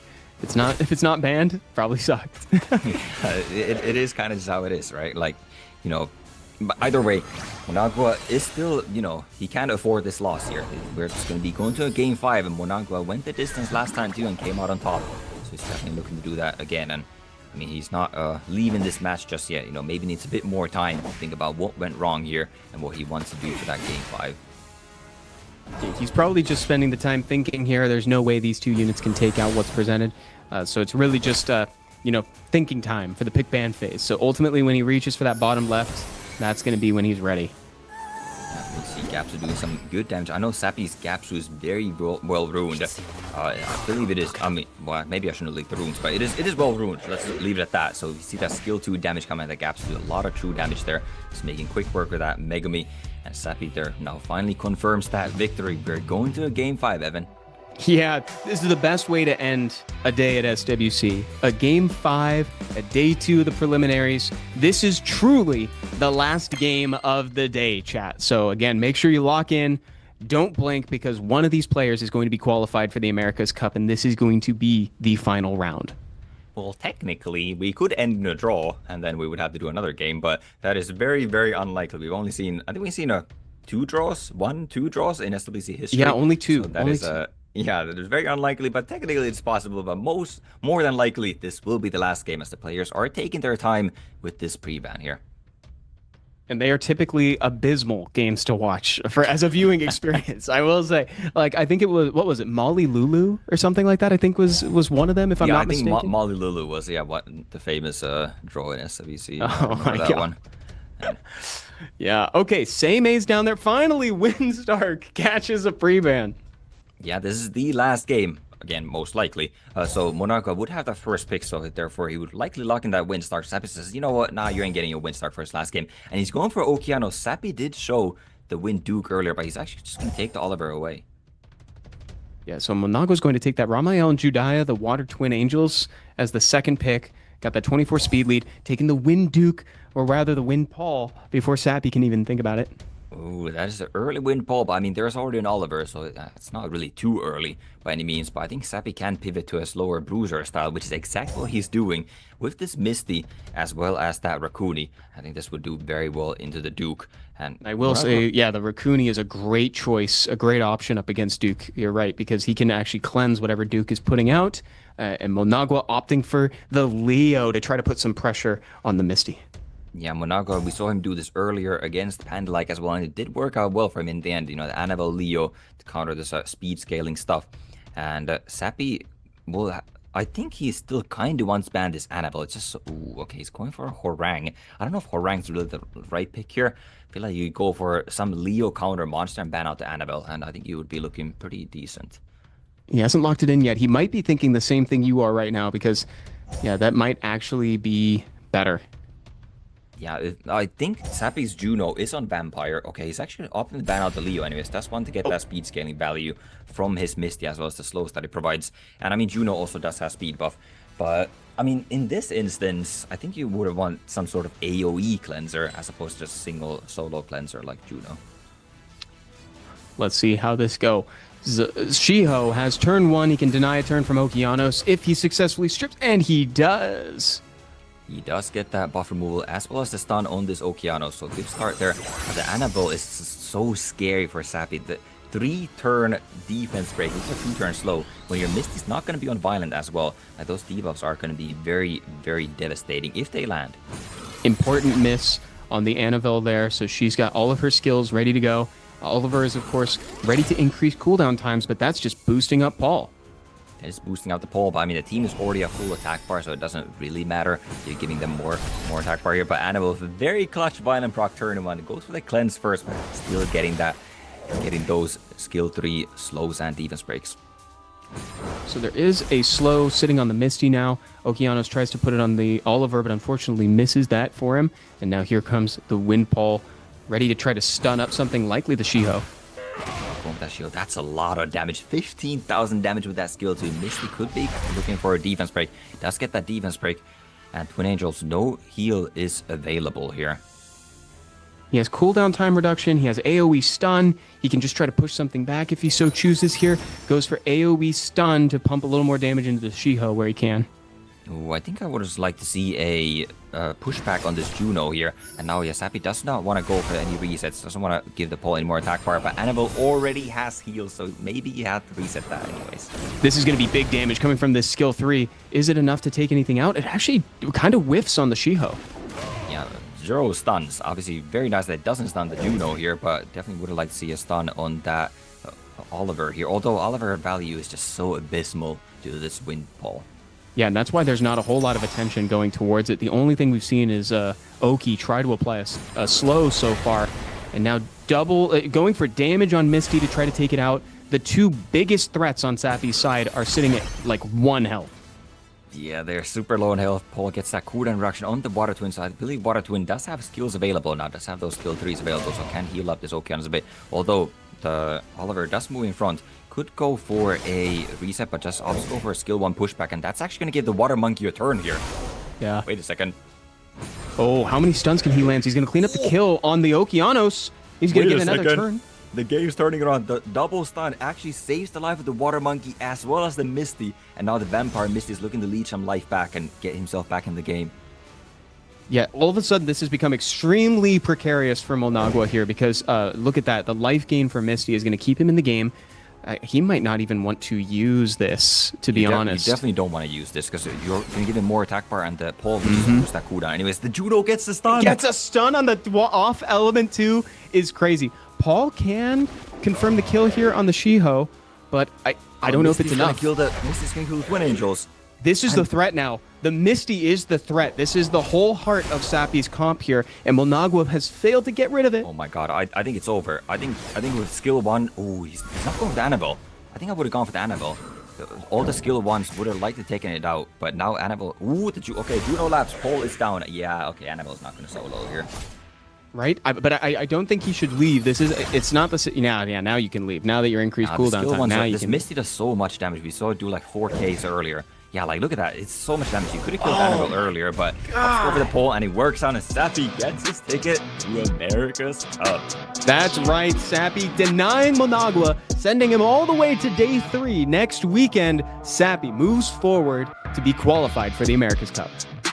Very well played by Sappy. It looked pretty dire there, but he did, he utilized Oliver pretty well there. That skill one, he does have that little bit of absorb, and that was just enough to make the Water Monkey move in front of the twins, and then the Monkey got the clutch double stun right there that kept him alive a little bit longer and gave that Misty, that little bit more vampire healing that kept him alive. That was that ever so important moment that made Misty stick around, because Misty was obviously the biggest threat in play there. So yeah, that's where it kind of all went wrong for Molnagwa, right, Topa? Yeah, definitely. I don't think Molnagwa really did anything wrong there. Maybe he could have confirmed the kill a bit earlier. He maybe spread his damage a bit too much, going for that Misty as well as the Shiho, and as a result, he didn't really kill either one of them. But yeah, we go into the highlights here and we see the Sonya doing a big hit on that Stark in this game one. But obviously the moment of the game was that Vanessa skill 1 reset on that Federica. Oh yeah, that was the moment that expedited the game for Sappy. Closed it out for him super early. Molnagwa put up such a good fight, and I can't wait to see him play more on day 3. But there's some great drafting and excellent pressure. Sappy ended up closing it out. Oh yeah, for sure. Game 2, we saw the Sierra montage of missing the bombs. I mean, finally lands this bomb here, but it wasn't enough. We had this funny interaction here of the Sierra getting the proc out of the Soul Protect. I'm not sure it really would have mattered, as the Nyx did have skill 2 anyways. Exactly, and Asher did a pretty good show for himself here, but ultimately Molnagwa walks away with this one. Yeah, Asher got the respect ban in this game here too. That Sappy was able to get that victory to tie the match in the 2v2, and then obviously this crazy game 5 match here with that Shiho getting that double stun, and then the Misty just hanging on for dear life and ultimately closing out the game. Yeah, it's all Misty. Like pretty much everything should be on Misty when he's there. If you can get rid of him early, you don't have to deal with it later. Like you said, there might have been a little bit of damage splitting, which can sometimes signal like a little bit of like an early loss. It could be a red flag for that. But like you said, I don't think he necessarily did anything wrong per se. It was excellent execution by Sappy. Yeah, definitely. Molnagwa, there's no glaring mistakes, but as we round off, as we close out today's show, we now have our 4 qualified out of the 8, so there's still 4 more tickets available to America's Cup, but that is going to be Sappy and Thompson joining our day 1 qualifiers of Jiwoo Fan and Koiso in there. And our last 4 will be decided on day 3. That's next weekend, Saturday, same time, same place, 2 p.m. Pacific time, guys, wherever you watch today. Those are very exciting games, and we've got way more coming next week. So make sure to be there too. So we got our lower bracket, and it starts out Stay Hive, Panda-like, Zadora, Sunny, Jirmo, JJYY, Goku 4, and Vinny. And then they can go to meet Zazos, Molnagwa, Terixin, and True Whale in that lower round 2. And ultimately, by the end, we'll have our final 4 qualified for America's Cup, and we will have successfully narrowed down 16 to 8. Yeah, there's some fire matchups that, are going on there. I see, in that match 4 right there, Goku against Vinny. We have another Guildy versus Guildy match, and the winner of that will fight yet another Guildy in True Whale. So there's, one player from Malevolent will be going to America's Cup at least, and I guess which one of those 3 will be. And obviously, there's other notable players in there as well. So it's definitely going to be a crazy day. So make sure to, tune in for that next Saturday. Yeah, mark your calendars, guys. Be sure to be here again. Day 3 of the prelims. That's going to be a conclusion of day 2. But we wouldn't let you guys go empty-handed or anything like that. We still got one more coupon code for you as well. That'll be coming up on the screen shortly here. There it is. 4 ready. 4-2-DOT for dot 4 today to dot something like that. 4 ready. There you go. And we'll get the others. So type that in, get yourself another mystical scroll. But the emblems, again, are the most important thing. And that's why whenever you see a coupon code, you want to make sure to redeem it because you're making tons of progress in the background towards that aptly named emblem event. So I'd encourage you to go check that out after you redeem that code, everybody. So thank you for watching. Thank you to our lovely mods for posting those in the chat as well. Topa, this has been great, man. Thank you for today. Oh, yeah, absolutely. It has been a true blast. And, once again, make sure to mark your calendars for next Saturday as we will see you back then. Yeah, dang Skippy, everybody. Thank you for watching, and we'll see you right back here next Saturday. Bye, everyone.